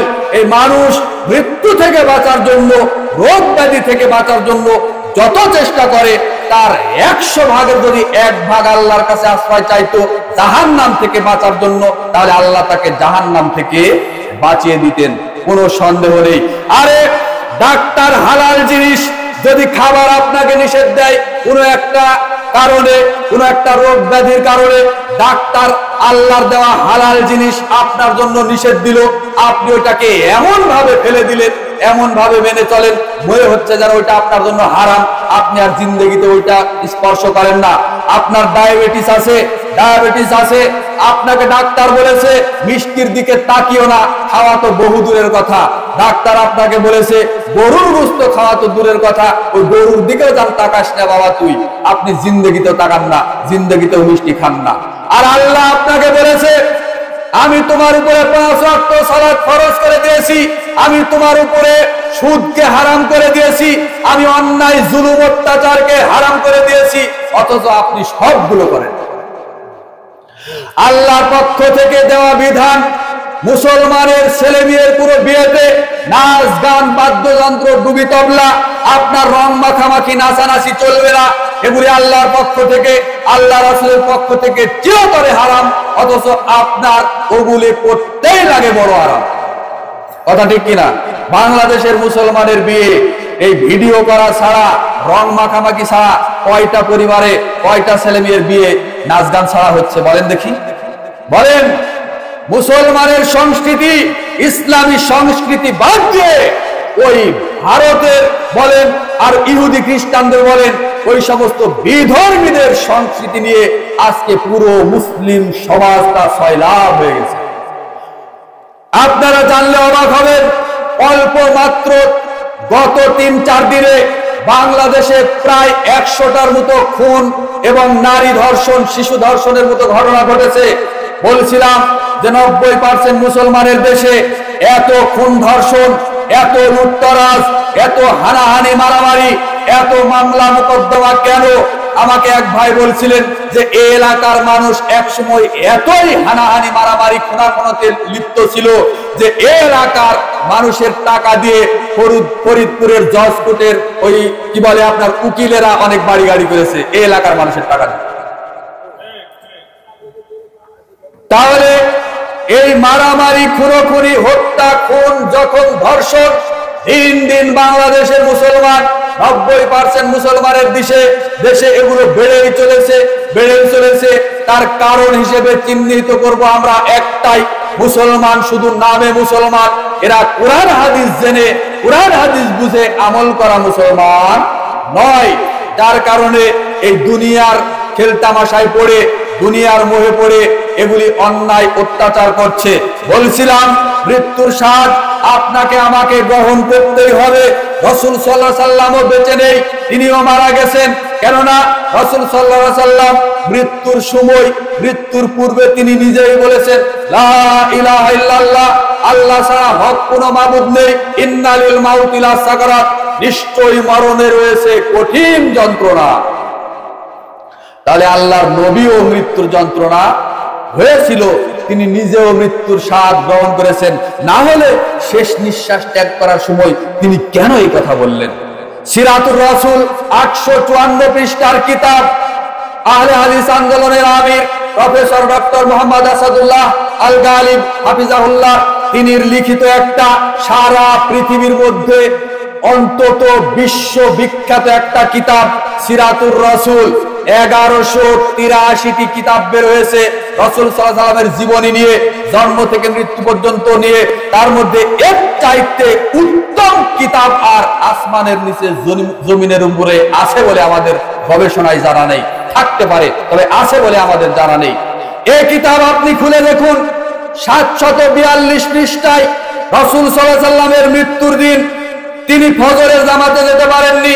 আবু বকর রাদিয়াল্লাহু তাআলা আনহু কি জন্য ইমামতি করলেন? রাসূল সাল্লাল্লাহু আলাইহি ওয়াসাল্লামের মৃত্যুর যন্ত্রণা শুরু হলো। মৃত্যুর আগ মুহূর্তে তিনি কি ওসিয়ত করছিলেন, মেয়েকে কি বলছিলেন, এই সবগুলো বর্ণনা এই সিরাতুর রাসূল এই কিতাবের 742 পৃষ্ঠা থেকে শুরু করে 46-47 পৃষ্ঠা পর্যন্ত লম্বা আলোচনা দেওয়া আছে, যেখানে স্পষ্ট প্রমাণিত হয়, কুতুবে সিত্তার প্রায় 20-30টা হাদিস দ্বারা স্পষ্ট প্রমাণিত আছে যে রাসূল সাল্লাল্লাহু আলাইহি ওয়াসাল্লাম মারা গেছেন, তিনি জীবিত নাই। এই দুনিয়ার জগৎ থেকে তার মৃত্যুর স্বাদ গ্রহণ করতে হয়েছে, তিনি মারা গেছেন। আমি আরেকটু ক্লিয়ার করব আপনাকে একটু পরে, আপনি খেয়াল করে শুনুন। আল্লাহ রাব্বুল আলামিন কুরআনুল কারিমে সূরা আম্বিয়া 35 নম্বর আয়াত খুলে দেখেন, আল্লাহ রাব্বুল আলামিন বলেছেন, কুল্লু নাফসিন যায়িকাতুল মাউত, প্রত্যেকটা প্রাণীরই মৃত্যুর স্বাদ গ্রহণ করতে হবে। একই রকমের বাক্য আল্লাহ রাব্বুল আলামিন সূরা আনকাবুতের 57 নম্বর আয়াত খুলে দেখেন, আল্লাহ রাব্বুল আলামিন বলেছেন, কুল্লু নাফসিন যায়িকাতুল মাউত, প্রত্যেকটা প্রাণীরই মৃত্যুর স্বাদ গ্রহণ করতে হবে। সুম্মা ইলাইনা তুরজাউন, অতঃপর আমি আল্লাহর কাছে তোমাদেরকে ফিরে আসতে হবে। একই বাক্য সূরা আলে ইমরান 185 নম্বর আয়াত খুলে দেখেন, সেখানেও আল্লাহ রাব্বুল আলামিন বলছেন, কুল্লু নাফসিন যায়িকাতুল মাউত, প্রত্যেকটা প্রাণীরই মৃত্যুর স্বাদ গ্রহণ করতে হবে। ওয়া ইন্নামা তুওয়াফাউনা উজুরাকুম ইয়াউমাল কিয়ামাহ, দুনিয়ার কৃতকর্ম তোমরা যে যা করেছিলে কাল কিয়ামতের মাঠে প্রত্যেকটা কৃতকর্মের বদলা আল্লাহ রাব্বুল আলামিন বিচারের মাঠে দিয়ে দিবেন। ফামান যুহজিহা আনিন নার, যাকে আল্লাহ রাব্বুল আলামিন জাহান্নাম থেকে মুক্ত ঘোষণা করবেন, ওয়া উদখিলাল জান্নাতা ফাকাদ ফাজ, আর যাকে আল্লাহ রাব্বুল আলামিন জান্নাতে প্রবেশ করার অনুমতি দিবেন, সে হবে মহা সফল, সেই ব্যক্তি হবে মহা সফল। পরের বাক্যে আল্লাহ রাব্বুল আলামিন বলেছেন, ওয়া মাল হায়াতুদ দুনিয়া ইল্লা মাতাউল গুরুর, পক্ষান্তরে এই দুনিয়ার জগৎটা, এই দুনিয়ার পার্থিব জগৎটা একটা খেলতামাশার বস্তু ছাড়া অন্য কিছু নয়। সূরা আলে ইমরান 185 নম্বর আয়াত। এই কারণেই সম্ভবত এই যে আল্লাহ রাব্বুল আলামিন যেহেতু নিজেই বললেন, ওয়া মাল হায়াতুদ দুনিয়া ইল্লা মাতাউল গুরুর, এই দুনিয়ার জগৎটা খেলতামাশার বস্তু ছাড়া অন্য কিছু নয়। তাই তো বাংলাদেশের 90% মুসলমান দাবি করার পরেও এই শুধু দুনিয়া আর দুনিয়ার খেলতামাশা নিয়ে মত্ত মাতাল হয়ে থাকে। আজকে কালের বিবর্তনে মানুষ আল্লাহকে ভুলে গেছে, মানুষ আল্লাহর দ্বীনকে ভুলে গেছে, মানুষ আল্লাহর নবীকে ভুলে গেছে, মানুষ তো মৃত্যুবরণ করবে, মানুষ এটাও ভুলে গেছে। দিন রাত 24 ঘন্টা আপনার ডিভাইস, বিভিন্ন ধরনের ডিভাইস বের হয়েছে, অ্যান্ড্রয়েড মোবাইল বের হয়েছে, কম্পিউটার বের হয়েছে, কম্পিউটারে, অ্যান্ড্রয়েড মোবাইলে, আপনার ওই যে বলে কি বলে আইফোনে বিভিন্ন ধরনের গেম, পাবজি, লুডো, সট্টা, ক্যারাম বোর্ড, তাস, জুয়া, এমন কোনো অপকর্ম অন্যায় নেই যে সেইটা বর্তমানে মোবাইলে পাওয়া যায় না, কম্পিউটারে পাওয়া যায় না। এমন কোনো কৃতকর্ম, এমন কোনো পাপ কাজ দুনিয়াতে আবিষ্কার হয়নি যেটা এখন বর্তমানে মোবাইলে পাওয়া যাচ্ছে না। আর এগুলো নিয়েই যুব সমাজ বড় অধঃপতনে চলে গেছে। এগুলা নিয়েই মানুষ মত্ত মাতাল হয়ে আছে, মানুষ মৃত্যুকে পর্যন্ত ভুলে গেছে। রাত 2টা 3টা বেজে যায়, সে কখনো ভাবে না যে আমার মৃত্যুর স্বাদ গ্রহণ করতে হবে, আমাকে মরতে হবে, মালাকুল মউত যে কোনো মুহূর্তে আমাকে ধরে ফেলতে পারে। কিসের এশার সালাত আর কিসের তাহাজ্জুদের সালাত? ও ঘুমিয়েছে রাত 2টা 3টার সময়, ও ফজরের সময় আবার উঠতে পারবে? আবু হুরায়রা রাদিয়াল্লাহু তাআলা আনহু হতে বর্ণিত, তিনি বলেন রাসূল সাল্লাল্লাহু আলাইহি সাল্লাম বলেছেন, ইয়ানজিলু রাব্বুনা আল্লাহু তাবারাকা ওয়া তাআলা কুল্লা লাইলাতিন ইলাস সামাঈদ দুনিয়া হিনা ইয়াবকা সুলুসুল লাইলিল আখির। আবু হুরায়রা রাদিয়াল্লাহু তাআলা আনহু তিনি বলেছেন, রাতের 3 ভাগে 2 ভাগ যখন পেরিয়ে যায়, 1 ভাগ বাকি থাকে, ওই সময় আল্লাহ রাব্বুল আলামিন তার সপ্তম আসমান থেকে আরশুল আজিম থেকে নেমে এই দুনিয়ার আসমানে আসেন। আসার পরে সমস্ত পৃথিবীর আদম সন্তানকে ডাকেন আর বলেন, মায়াদউনি ফি আস্তাজিব লাহু, কে আমার কাছে এমন আছো আমার কাছে তোমরা কিছু চাইবে, আমি তোমাদের সকল চাওয়া পাওয়া পূর্ণ করে দিব। মায়াসআলুনি ফাউতিয়াহু, কে আমার কাছে তোমরা এমন বান্দা আছো আমার কাছে তোমরা কিছু চাইবে, আমি তোমাদের সকল চাওয়া পাওয়া পূর্ণ করে দিব।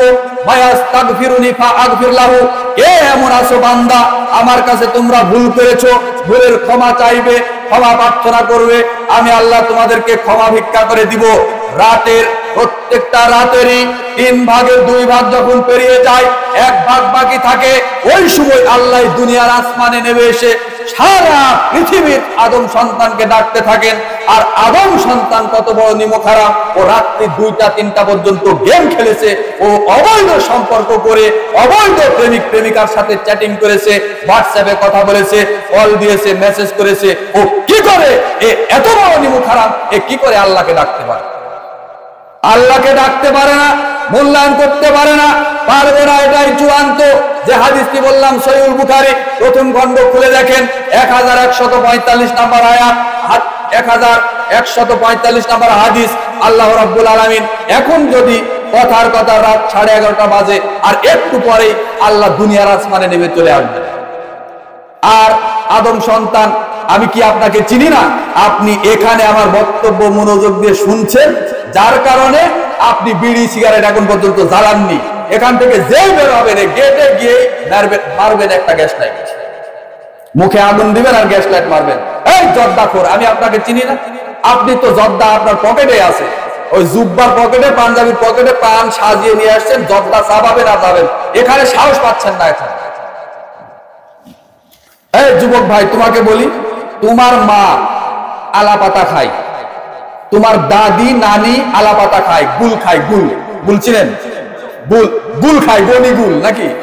হ্যাঁ, গনিগুল। এই গুল খায়, তোমার দাদির গুল, তোমার মায়ের আলাপাতা, তোমার বাবার সিগারেট আর তোমার গাঁজা, এই সবগুলো একত্রিত করে, তুমি তো তোমার প্রমোশনটা বড়, তুমি তো যুবক, তুমি সবচাইতে বড় গিয়ারে আছো, তুমি, তোমার রক্ত গরম, তোমার শরীর গরম, তুমি তরতাজা যুবক, তুমি খাও গাঁজা, তোমার বাবা খায় বিড়ি অথবা সিগারেট, তোমার মা খায় হচ্ছে আলাপাতা, তোমার নানি দাদি খায় গুল, সবগুলো এক জায়গায় করে কালকে তোমার বাড়িতে যে কুকুর থাকে, কুত্তা কি বলেন আপনারা না? কুকুর একটা ভদ্র নাম, ওই কুত্তাকে যদি দেন, এই যুবক ভাই তুমি দিবা, দিয়ে বলবা যে এই কুকুর বা কুত্তা এগুলো একটু খাতো, তো কুকুর বলবে যে তোরা আমার থেকেও বড়, তোরা খাস, এগুলো খা, আমার জন্য আল্লাহ খাদ্য তৈরি করেনি। কুকুর যে জিনিস খায় না, শুকুর যে জিনিস খায় না, শিয়াল যে জিনিস খায় না, এটা কে খায়? বলেন কে খায়? মানুষে খায়। বেজার হলেন? মঞ্চ থেকে নামতে দিবেননি তো? হামলা করবেন না তো আবার। এই ফরিদপুরেও তো এই তামাকের চাষ হয়, হয় না? এই ট্রেনে আসার সময় আমি দেখলাম যে কয়েক জায়গায় সম্ভবত ওগুলো হলুদের পাতার মতো বড় বড় ওগুলো সম্ভবত তামাক। আশ্চর্য কথা, এমন একটা লাভজনক ফসল যেখানে কোনো সার কীটনাশক বেড়া টাটি জাল নেট দিয়ে কোনো ঘিরা লাগে না। কেন? ও শিয়াল কুকুর কেউ যাবে না। একটা গরুকে নিয়ে যদি আপনি ছেড়ে দেন আর যদি বলেন যে খা, খুব দামি খাবার খা, ও খাবে না। কেন? কেন খাবে না? শিয়াল কুকুরের চাইতেও নিকৃষ্ট মানুষ হলো মানুষের মধ্যে আছে, যার কারণে ওই শিয়াল কুকুর চতুষ্পদ জন্তু খায় না, কিন্তু খায় কে? মানুষে খায়। আর আপনার এলাকার কত হুজুর আছে না, জঘন্য হুজুর। এ হুজুর, আরে বিড়িখোর গাঁজাখোরেরা তাও বাহিরে খায়, আর আপনার মসজিদের হুজুর মসজিদের ভিতরে খায়। তাহলে এই হুজুর, এই জর্দাখোর হুজুর, যারা জর্দা পানে পানে ভরে 10 রকমের জর্দা জুব্বার পকেটে নিয়ে ওই যে জর্দার কোটার ভিতরে একটা দুইটা করে আবার সাজায়, সুন্দর করে সাজিয়ে নিয়ে পকেটের ভিতরে করে মসজিদের ভিতরে খায়। এ হারামখোর আরো খারাপ, এ হারামখোর আরো জঘন্য খারাপ। রাগ করলেন? মধ্যখানে একটা কথা মনে রাখবেন, আল্লাহ রাব্বুল আলামিন বলেছেন ওয়াত্তিন, তিন ফলের কসম, ওয়াজ্জাইতুন, জয়তুন ফলের কসম, ওয়াতুর সিরিন, তুর পাহাড়ের সাইনা পাহাড়ের কসম, লাকাদ খালাকনাল ইনসানা ফি আহসানি তাকওয়িম, আমি মানুষকে উত্তম আকৃতিতে সৃষ্টি করেছি। আল্লাহ রাব্বুল আলামিন বলছেন ওয়াত্তিন, ডুমুর ফলের কসম, ওয়াজাইতুন, জাইতুন ফলের কসম, ওয়াতুর সিনিন, এই তুর পাহাড়ের কসম, ওয়াহাযাল বালাদিল আমিন, এই নিরাপদ মক্কা নগরীর কসম। আল্লাহ সূরা আত-তিনের মধ্যে চারটা জিনিসের কসম খেয়ে বলেছেন লাকাদ খালাকনাল ইনসানা ফি আহসানি তাকওয়িম, আমি মানুষকে অবশ্যই অবশ্যই উত্তম অবয়বে উত্তম আকৃতিতে সৃষ্টি করেছি। পরের বাক্যে আল্লাহ বলেন সুম্মা রাদাদনাহু আসফালা সাফিলিন, অতঃপর যখনই আমার বান্দা আমার কথা শুনবে না, মানেনি, যখন শুনেনি, আমি আল্লাহ তাকে হীন থেকে আরো হীন করে সৃষ্টি করেছি। অর্থাৎ এ আর এখন মানুষ নেই, এ কি হয়েছে? পশু হয়েছে। পশুর চাইতেও নিকৃষ্ট। আমি বলিনি, আল্লাহ আপনাকে বলছেন। চলে যান এই আয়াতের তাফসীর করেন। আপনি সূরা আরাফের 179 নম্বর আয়াত আপনি খুলে দেখেন, আল্লাহ রাব্বুল আলামিন বলছেন লাহুম কুলুবুন লা ইয়াফকাহুনা বিহা, তাদের অন্তর আছে কিন্তু অন্তর দ্বারা তারা দেখে না। ওয়ালাহুম আইনুন লা ইয়াসমাউনা বিহা, তাদের চক্ষু আমি আল্লাহ দিয়েছি, চোখ থাকার পরেও দেখে না। ওয়ালাহুম আযানুন লা ইয়াসমাউনা বিহা, তাদের কান আছে কিন্তু কান থাকার পরেও ভালো কিছু শুনে না। উলাইকা কাল আনআম, আর এই মানুষগুলো হলো চতুষ্পদ জন্তুর মতো। আল্লাহ পরের বাক্যে বললেন শুধু চতুষ্পদ জন্তুই নয়, বলহুম আযাল, বরং এই চতুষ্পদ জন্তুর চাইতেও নিকৃষ্ট। যারা পানে জর্দা, বিড়ি, সিগারেট, গুল, ইয়াবাবা, হেরোইন, ক্যাথেটিক্স, ওই যে আপনার হুইস্কি, ব্যান্ড, বাংলা মদ আর ইন্ডিয়ান মদ আর আমেরিকান মদ, যেই হোক, যারাই ওগুলি নেশাদার দ্রব্য খায়, পান করে, আল্লাহ রাব্বুল আলামিন বলেছেন ওরা শুকুর, কুকুর, বানর, শুয়োরের চাইতেও নিকৃষ্ট। নাউযুবিল্লাহ মিন যালিক। ও ধূমপায়ী ভাইরা, ও যুবক ভাই, তোমার পায়ে ধরি, তোমার হাতে ধরি, আজকেই তুমি এখানে তওবা করে তারপরে উঠবা। কেন? আল্লাহ রাব্বুল আলামিন তোমাকে শুয়োরের চাইতেও নিকৃষ্ট বলেছে। আমি মুহাম্মদ সোহেল বিন মকবুল বলিনি, কোরআনের আয়াত দ্বারা অনুবাদ করেছি। কোরআনের আয়াত আপনাকে দলিল দিয়ে, তোমাকে দলিল দিয়ে তারপরে যাব। তোমার মাকে, যদি তোমার মা এখানে বসে থাকে, তোমার মায়ের কানে যদি এই আওয়াজ যায় আর তোমার মা যদি গুল খায়, তাহলে আমার অনুরোধ রইল তোমার মা যেন এখনই যেই জায়গাতে বসে আছে ওখানে তওবা করে উঠে। তোমার বাবা যদি এখানে থাকে আর তোমার বাবা যদি বিড়ি সিগারেট খায়, তোমার বাবা যেন তওবা করে এখান থেকে উঠে। আর তুমি বিড়ি সিগারেট খাওয়া থেকে যে প্রমোশন নিয়ে তোমার যে প্রমোশন হয়েছে গাজাতে চলে গেছো, তুমি তওবা করে উঠবা। তোমার নানি তোমার দাদি যে আলা পাতা গুল খায়, তোমার নানি দাদি যদি বেঁচে থাকে তারা যেন তওবা করে উঠে। আর যারা উপস্থিত হয়নি তাদের কাছে জোরালো এই বক্তব্য পুষিয়ে দিবা। যুবক, তোমার কাছে অনুরোধ রইল, কেন এই যারা নেশাদার দ্রব্য খাবে পান করবে এদের কোনো ইবাদত কবুল হবে না। জাবের ইবনে আব্দুল্লাহ রাদিয়াল্লাহু তাআলা আনহু তিনি বলেছেন, রাসূল সাল্লাল্লাহু আলাইহি সাল্লাম বলেছেন, মান শারিবাল খামরা ওয়া লাম শাকিরা লাম তুকবাল লাহু সালাতুন 40 সাবাহা। কোন মানুষ যদি নেশাদার দ্রব্য খায় পান করে, বিড়ি সিগারেট জর্দা আফিং ইয়াবা হুইস্কি ব্যান্ড যত ধরনের নেশাদার দ্রব্য আছে যেটা খেলে বিবেকের ক্ষতি হয়, এরকম নেশাদার দ্রব্য যারা খাবে তাদের 40 দিন পর্যন্ত সালাত কবুল হবে না। আজকে যারা বিড়ি সিগারেট খেয়ে এসে এখানে বসেছেন তারা 5 ওয়াক্ত সালাত আদায় করেছেন, ওয়াল্লাহি আল্লাহর কসম আপনার সালাত কবুল হয়নি। আগামীকাল যারা খাবেন, আগামীকাল থেকে 40 দিন সামনে চলে যেতেই থাকবে, 40 দিন সালাত কবুল হবে না। পরের দিনে যারা খাবেন তার পরের 40 দিন, ওই 40 দিন আপনার 39 দিনে আসবে না। কেন আপনি নেশাদার দ্রব্য খাবেন? আল্লাহ আপনার জ্ঞান দিয়েছে, বিবেক দিয়েছে, মানুষ হিসেবে আল্লাহ আপনাকে সৃষ্টি করেছে। আপনি এই সমস্ত নেশাদার দ্রব্য কেন খাবেন, পান করবেন?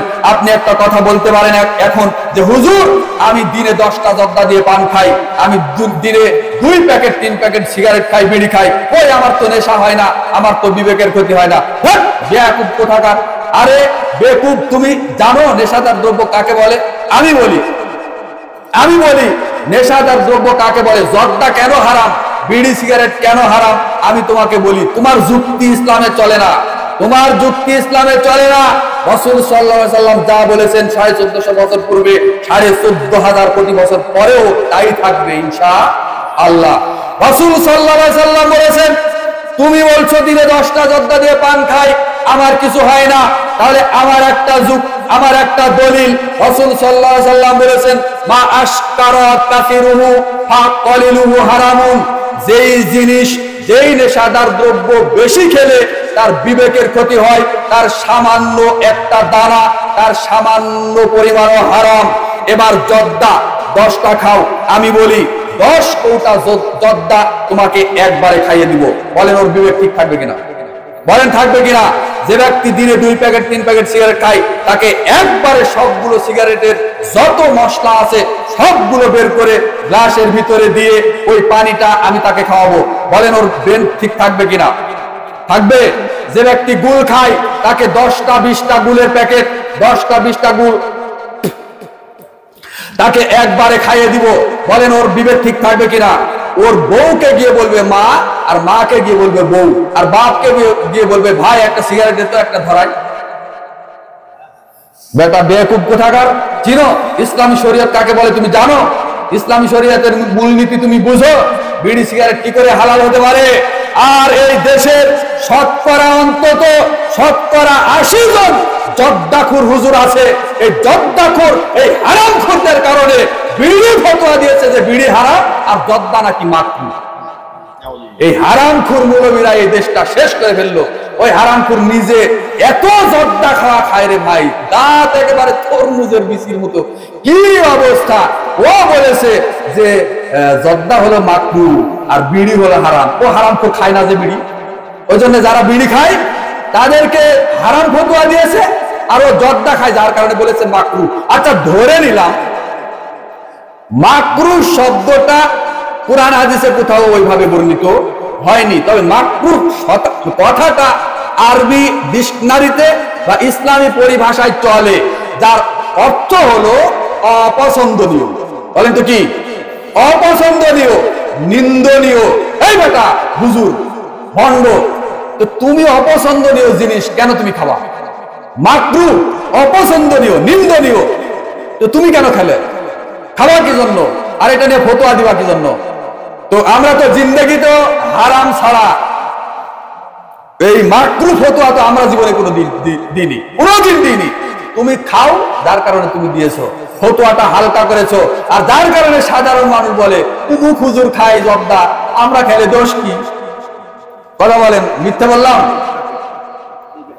আর পৃথিবীতে বিশ্বাস করেন ভাই, যত কোম্পানি আছে, যত প্রোডাক্টের কোম্পানি আছে, এই টোবাকো কোম্পানির মতো, এই বিড়ি সিগারেট জর্দা এই কোম্পানির মতো নির্লজ্জ বেহায়া কোম্পানি প্রোডাক্ট আর পৃথিবীতে কেউ তৈরি করে না।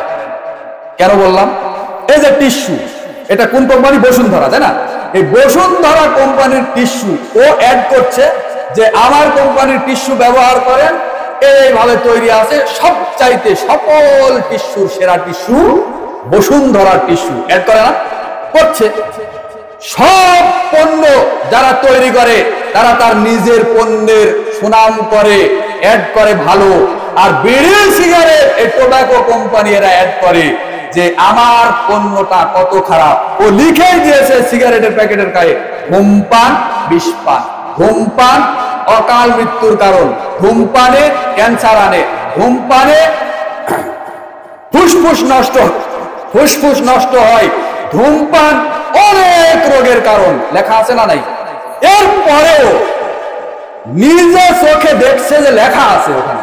তারপরে কিছু কিছু সিগারেটের প্যাকেটের গায়ে ওই যে মাসুম একটা বাচ্চাকে, ছোট্ট বাচ্চাকে কি গ্যাস দেওয়া আছে, তাই না?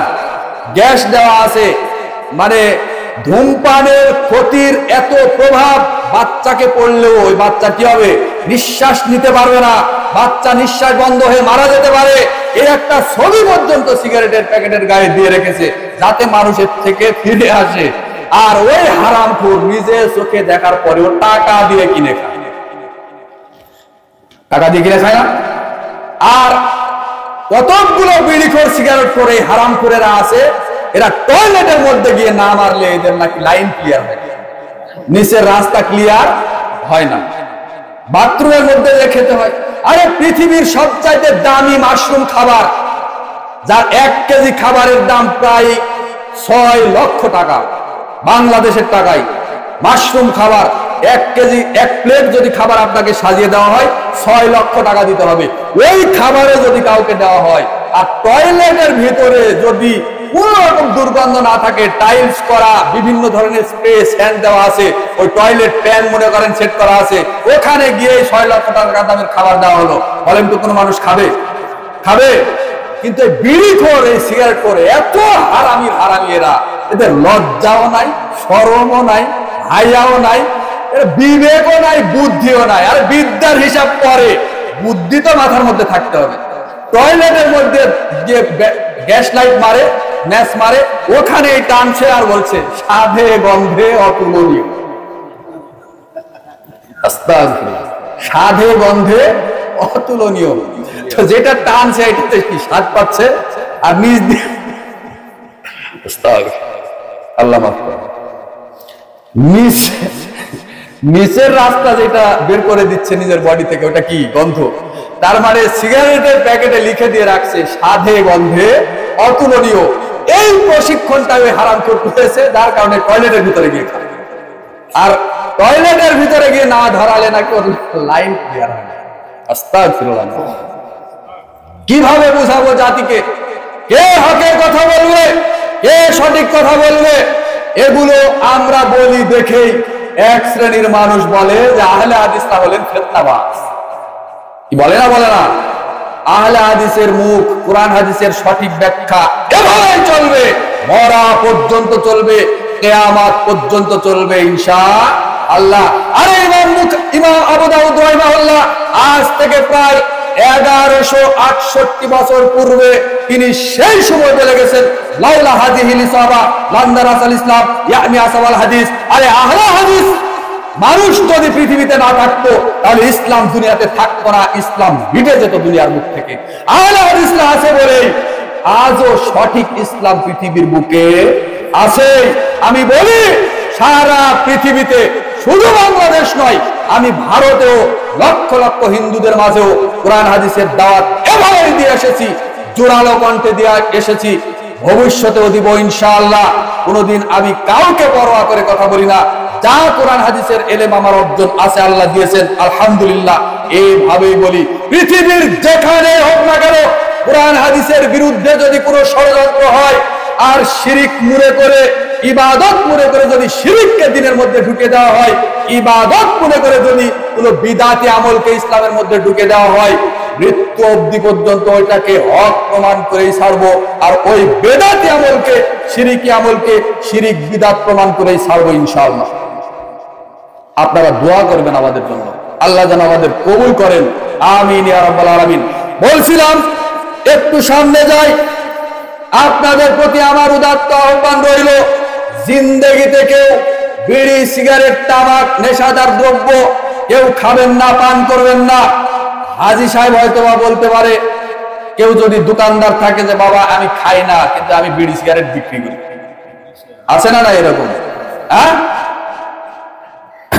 নেশাদার দ্রব্য নিয়ে রাসূল সাল্লাল্লাহু আলাইহি ওয়াসাল্লাম 10 শ্রেণীর মানুষের উপরে লানত করেছেন। বলেন কি করেছেন? লানত করেছেন, বদদুয়া দিয়েছেন। 10 শ্রেণীর মানুষ, যারা নেশাদার দ্রব্য যেখানে তৈরি, যারা চাষ করে তামাক, এই তামাক চাষ করা হারাম, তামাক চাষ করা হারাম, তামাক চাষ করা হারাম, এর ব্যবসাও হারাম।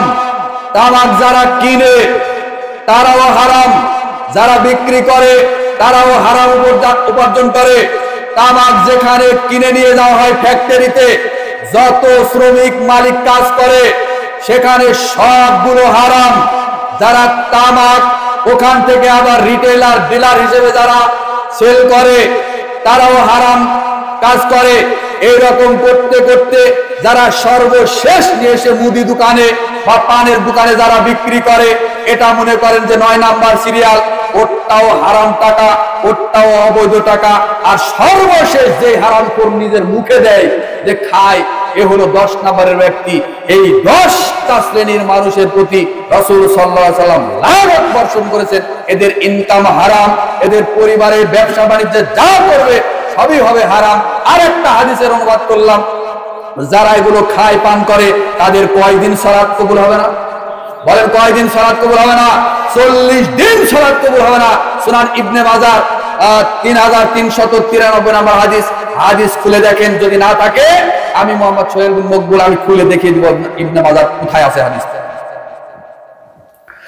তাহলে আপনাদের প্রতি আমার হাত জোড় অনুরোধ, জিন্দেগিতে হয়তো বা আল্লাহ কবুল করলেই ফরিদপুরে আসা হবে, কবুল না করলে আসা হবে না। দেখা হতেও পারে, নাও হতে পারে। আপনার প্রতি আমার একান্ত অনুরোধ রইল, হাত জোর করে বললাম, মা এবং বোন এবং দিনী ভাই, চাচা, দিনী বোন, যাই আপনাদেরকে যেটা বলে সম্বোধন করি, আপনারা আমার অনুরোধ পালন করার চেষ্টা করবেন। আল্লাহ রাব্বুল আলামিন আপনাদের তাওফিক দান করুন, আমিন ইয়া রাব্বুল আলামিন। বলছিলাম আমি একটু আলোচনার মধ্যে ঢুকে যাই যে মৃত্যু আমাদের সকলেরই হবে। রাসূল সাল্লাল্লাহু আলাইহি ওয়াসাল্লাম মৃত্যুবরণ করেছেন। আল্লাহ রাব্বুল আলামিনের পক্ষ থেকে বার্তাবাহক ফেরেশতা জিবরাইল আলাইহিস সালাতু ওয়াস সালাম একবার রাসূল সাল্লাল্লাহু আলাইহি ওয়াসাল্লামের কাছে আসলেন। আসার পরে আল্লাহর পক্ষ থেকে কয়েকটা সংবাদ নিয়ে রাসূল সাল্লাল্লাহু আলাইহি ওয়াসাল্লামের কাছে আসলেন। আসার পরে বললেন, ইয়া মুহাম্মদ, হে মুহাম্মদ, ইসমা শিতা ফা ইন্নাকা মাইতুন, আপনি দুনিয়াতে যত দিন ইচ্ছা জীবন অতিবাহিত করুন, কিন্তু আপনি এটা মনে রাখবেন আপনাকে মৃত্যুবরণ করতে হবে। 2 নম্বরে যেটা বললেন, ওয়া আহবিব মান আহবাবতা ফা ইন্নাকা মা ফারিকুহু, যার সাথে আপনি ইচ্ছা বন্ধুত্ব করুন, কিন্তু আপনি এটা মনে রাখবেন আপনাকে সেই বন্ধুর মায়া ত্যাগ করে, বন্ধুদেরকে ছেড়ে আপনাকে দুনিয়ার মায়া ত্যাগ করে চলে যেতে হবে। ওয়া'মাল মা শি'তা ফা ইন্নাকা মাযিউন বিহি, দুনিয়াতে আপনি যা খুশি আমল করুন, কিন্তু আপনি এটা মনে রাখবেন আল্লাহর কাছে গিয়ে আপনার হিসাব দিতে হবে। তাহলে এই হাদিসের মধ্যে রাসূল সাল্লাল্লাহু আলাইহি ওয়াসাল্লামকে জিবরাইল আলাইহিস সালাম সর্বপ্রথম যেটা স্মরণ করে দিলেন সেটা হলো মৃত্যুর কথা স্মরণ করে দিয়েছেন। জিবরাইল আলাইহিস সালাম বলেছেন, 1 নম্বরে, হে আল্লাহর নবী, আপনি দুনিয়াতে যতদিন ইচ্ছা জীবন অতিবাহিত করুন, কিন্তু আপনি এটা মনে রাখবেন আপনাকে এই জীবনের মায়া ত্যাগ করে এই পৃথিবী ত্যাগ করে আপনার মৃত্যুর স্বাদ গ্রহণ করতে হবে, আপনার মৃত্যু হবে। 2, দুনিয়াতে যার সাথে ইচ্ছা আপনি বন্ধুত্ব করুন, আপনি এটা মনে রাখবেন আপনার ওই বন্ধুর মায়া ত্যাগ করে চলে যেতে হবে।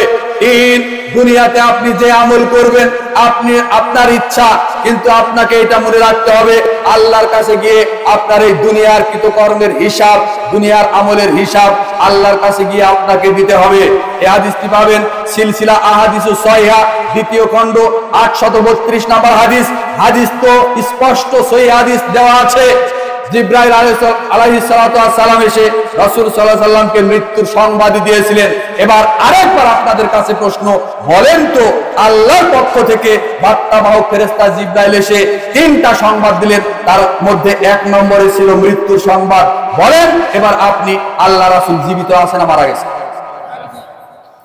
যারা বলে আল্লাহ রাসূল দুনিয়া থেকে মারা যায়নি, তিনি বেঁচে আছেন, এক শ্রেণীর মানুষ ওই যে ঈদে মিলাদুন নবী যারা পালন করে, তারা এখনো রাসূল সাল্লাল্লাহু আলাইহি সাল্লামের প্রতি এত সম্মান তাদের, ইয়া নবী সালামু আলাইকা বলে দাঁড়িয়ে যায়, আর দরুদ পড়ে, মিশা বানানো বেদাতি দরুদ পড়ে, আর মিশা মায়া কান্নায় কান্না করতে থাকে, আর একটা খালি চেয়ার রাখে।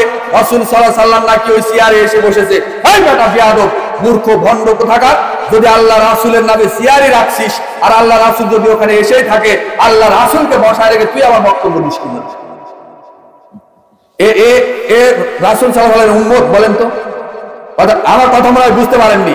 মনে করেন 1 সেকেন্ডের জন্য, তর্কের জন্য ধরে নিলাম আল্লাহর নবী ওখানে হাজির নাজির চলে এসেছেন। যেহেতু আল্লাহ রাসূলের নামে চেয়ার রাখা আছে, আল্লাহ রাসূল আসবে ওই মিলাদ মাহফিলে, এসে তার চেয়ারে আসন গ্রহণ করবে, বসবে। তো আল্লাহ রাসূল এসেছেন, বসেছেন, তো তুই আমার বক্তব্য দিচ্ছিস কি জন্য? আল্লাহর নবীকে এটা বলেন, আল্লাহর নবীর সাথে এটা বেয়াদবি না? বেয়াদবি ছাড়া অন্য কিছু? যেখানে নবী উপস্থিত থাকলে কারো ইমামতি চলে? কি দিয়ে বুঝাবেন এদেরকে? ওদেরকে যে সম্মান, হুজুরকে যে সম্মান দিতে হয়, ওই সমস্ত হুজুরকে সম্মান দিয়ে কথা বলা যাবে? বলেন বলা যাবে? এরা ভণ্ডামি, দিন নিয়ে ধর্ম নিয়ে ভণ্ডামি ছাড়া অন্য কিছু নয়। আল্লাহ আমাদেরকে ওই সমস্ত কুসংস্কার, বেদাতি, মাজার পূজারী, এই কবর পূজারী আলেম থেকে, ভণ্ডদের থেকে আল্লাহ আমাদের হেফাজত করুন। আমরা বলি আমিন ইয়া রাব্বাল আলামিন। যাই হোক, আমি কি আলোচনা গুটিয়ে নেব না আরো চলতে থাকবে? জি, আলোচনা চলবে। আল্লাহু আকবার। এত ধৈর্য আপনাদের! আল্লাহু আকবার, আল্লাহু আকবার। আল্লাহ তুমি আমাদের সবাইকে কবুল এবং মঞ্জুর করো, আমিন ইয়া রাব্বাল আলামিন। মা বোন একটু অপেক্ষা করেন, আপনাদের খেদমতে আসতেছি ইনশাআল্লাহ।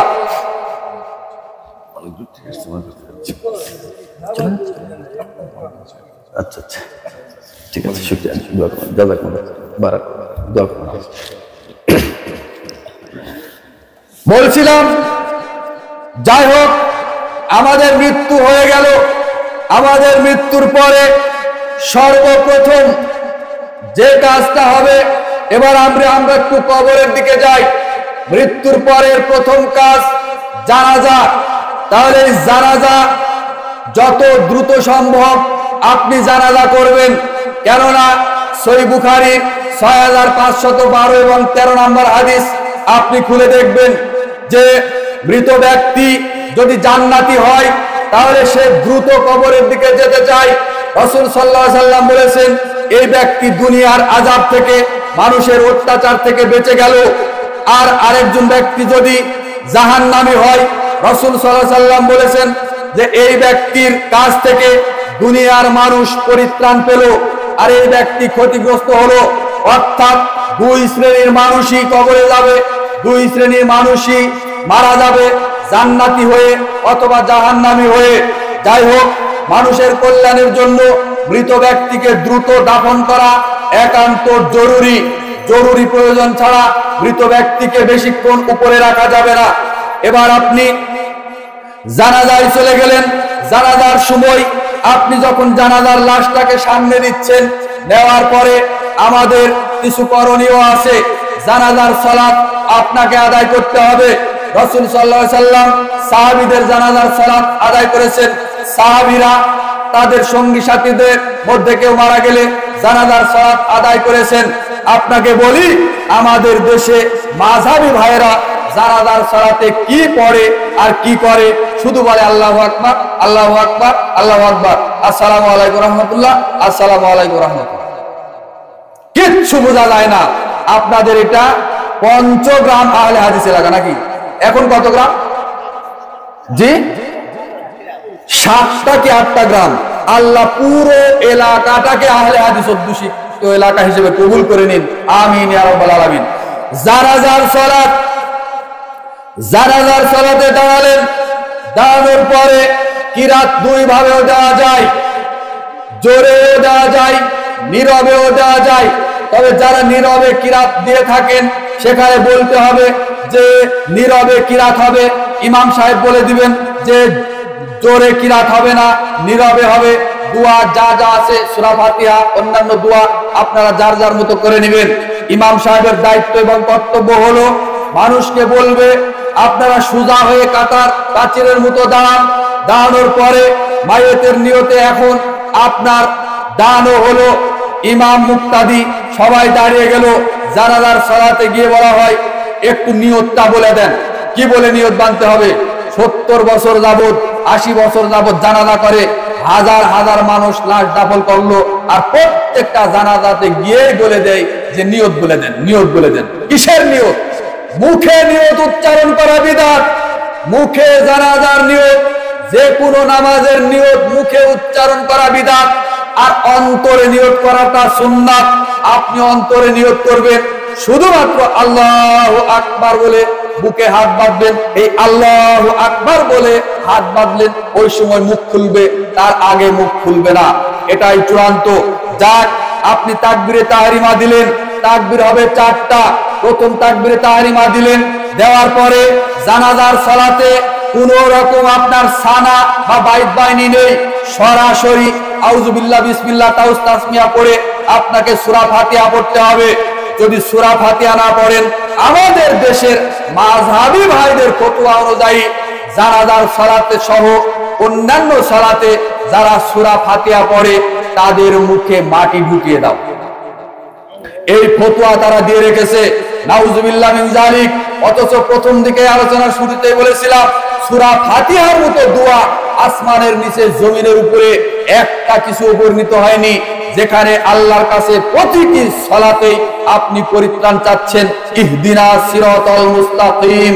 আর সূরা ফাতিহা এমন একটা দোয়া, সূরা ফাতিহা এমন একটা সূরা, কুরআন মাজিদে 114টা সূরা আছে, পবিত্র কুরআনুল কারীমে 114টা সূরা আছে, 6236টি আয়াত আছে।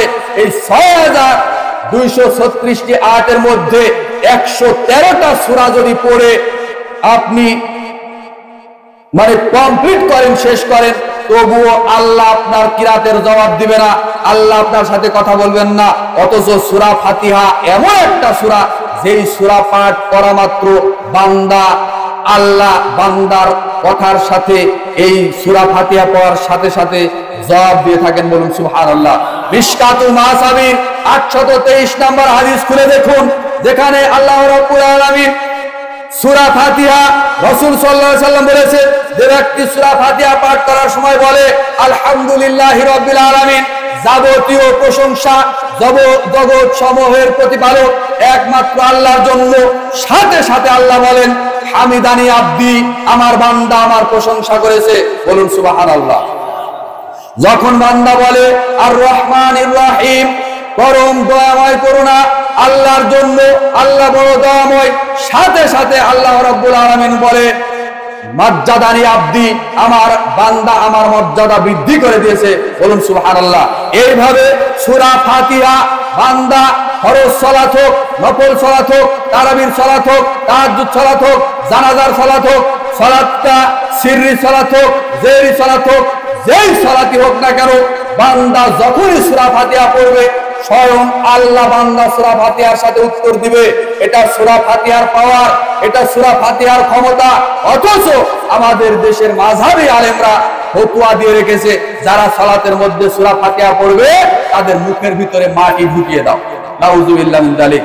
বেটা তুমি যেই ফতোয়া মানো আর যেই ফতোয়া লিখে রেখেছো তুমি মরে দেখো, আর যদি মরে গিয়েও থাকো ওই কবরের ভিতরে ফেরেশতারা তোমার মুখের ভিতরে মাটি দিচ্ছে, এটাই চূড়ান্ত। কেন তুমি সূরা ফাতিহা থেকে এদেশের জনগণকে বিমুখ করে দিলে? রাসূল সাল্লাল্লাহু আলাইহি সাল্লাম সহিহ বুখারীর 756 নম্বর হাদিস উবাদা ইবনে সামিত রাদিয়াল্লাহু তাআলা আনহু থেকে বর্ণিত, সহিহ বুখারীর মধ্যে হাদিস আছে, রাসূল সাল্লাল্লাহু আলাইহি সাল্লাম বলেছেন, লা সালাতা লিমান লাম ইয়াকরা ইল্লা বিফাতিহাতিল কিতাব, যে ব্যক্তি সালাতের মধ্যে সূরা ফাতিহা পড়লো না তার সালাতই নেই, তার সালাতই বাতিল। নেন এবার আল্লাহ রাসূলের হাদিস সহিহ বুখারী থেকে বাদ দেন তো দেখি, কত বড় মায়ের বেটা, কত বড় বিদ্বান, বোঝা যাবে সহিহ বুখারীর এই হাদিসটাকে জাল জয় প্রমাণ করো তো দেখি। তুমি চোখে পড়ে না? খতমে বুখারীর দার্সের অনুষ্ঠান করে পেট চালাও, পেট পূজারীর ব্যবসা করো, লাখ লাখ টাকা ইনকাম করো মাদ্রাসায়, আর এই বুখারীর ভিতরে যে রাসূল সাল্লাল্লাহু আলাইহি সাল্লাম হাদিস আছে, রাসূল সাল্লাল্লাহু আলাইহি হাদিস আছে, রাসূল সাল্লাল্লাহু আলাইহি সাল্লাম নিজেই বলেছেন, লা সালাতা লিমান লাম ইয়াকরা ইল্লা বিফাতিহাতিল কিতাব, রাসূল সাল্লাল্লাহু আলাইহি নিজেই বলেছেন যে ব্যক্তি সালাতের মধ্যে সূরা ফাতিহা পড়বে না তার সালাত বাতিল, তার সালাতই নেই। তাহলে জানাজার সালাত কি সালাত নয়? কথা বলেন, জানাজার সালাত সালাত নয়? তাহলে এই জায়গাতে সূরা ফাতিহা কেন পড়তে দিল না?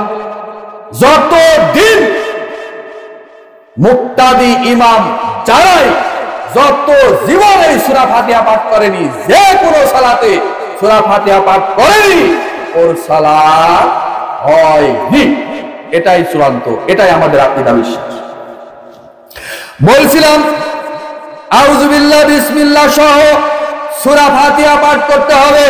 কিরাত জুড়েও হতে পারে, ধীরেও হতে পারে, দুই ভাবে জায়েজ রয়েছে। সূরা ফাতিহার পরে অন্য একটা সূরা পড়লেন, এরপরে আবার আল্লাহু আকবার হাত উত্তোলন করবেন, রাফুল ইয়াদাইন করবেন। একবার রাফুল ইয়াদান করলে 10টা নেকি হয়। বুখারী, মুসলিম, আবু দাউদ, তিরমিজি, নাসাই, ইবনে মাজাহ, এই 6টা কিতাবকে বলা হয় কুতুবে সিত্তা। এই কুতুবে সিত্তা সহ এর বাইরে আরো যত হাদিসের কিতাব রয়েছে সবগুলো কিতাব মিলে সালাতের মধ্যে হাত উত্তোলন করা, রাফুল ইয়াদাইনের হাদিস আছে 30 জন সাহাবী, 18 জন সাহাবী এবং 30 জন তাবেঈ থেকে দিয়ে শুরু করে প্রায় 50টি সহিহ হাদিস রয়েছে শুধুমাত্র কুতুবে সিত্তার ভিতরে। আর অন্যান্য গ্রন্থের মধ্যে সবগুলো মিলিয়ে রয়েছে 450টি সহিহ হাদিস, হাত উত্তোলন করা, রাফুল ইয়াদিন করার হাদিস। অথচ একটা জাল হাদিসের কারণে এই 450টা সহিহ হাদিসের উপরে আমল করা হয় না আমাদের দেশের মাটিতে।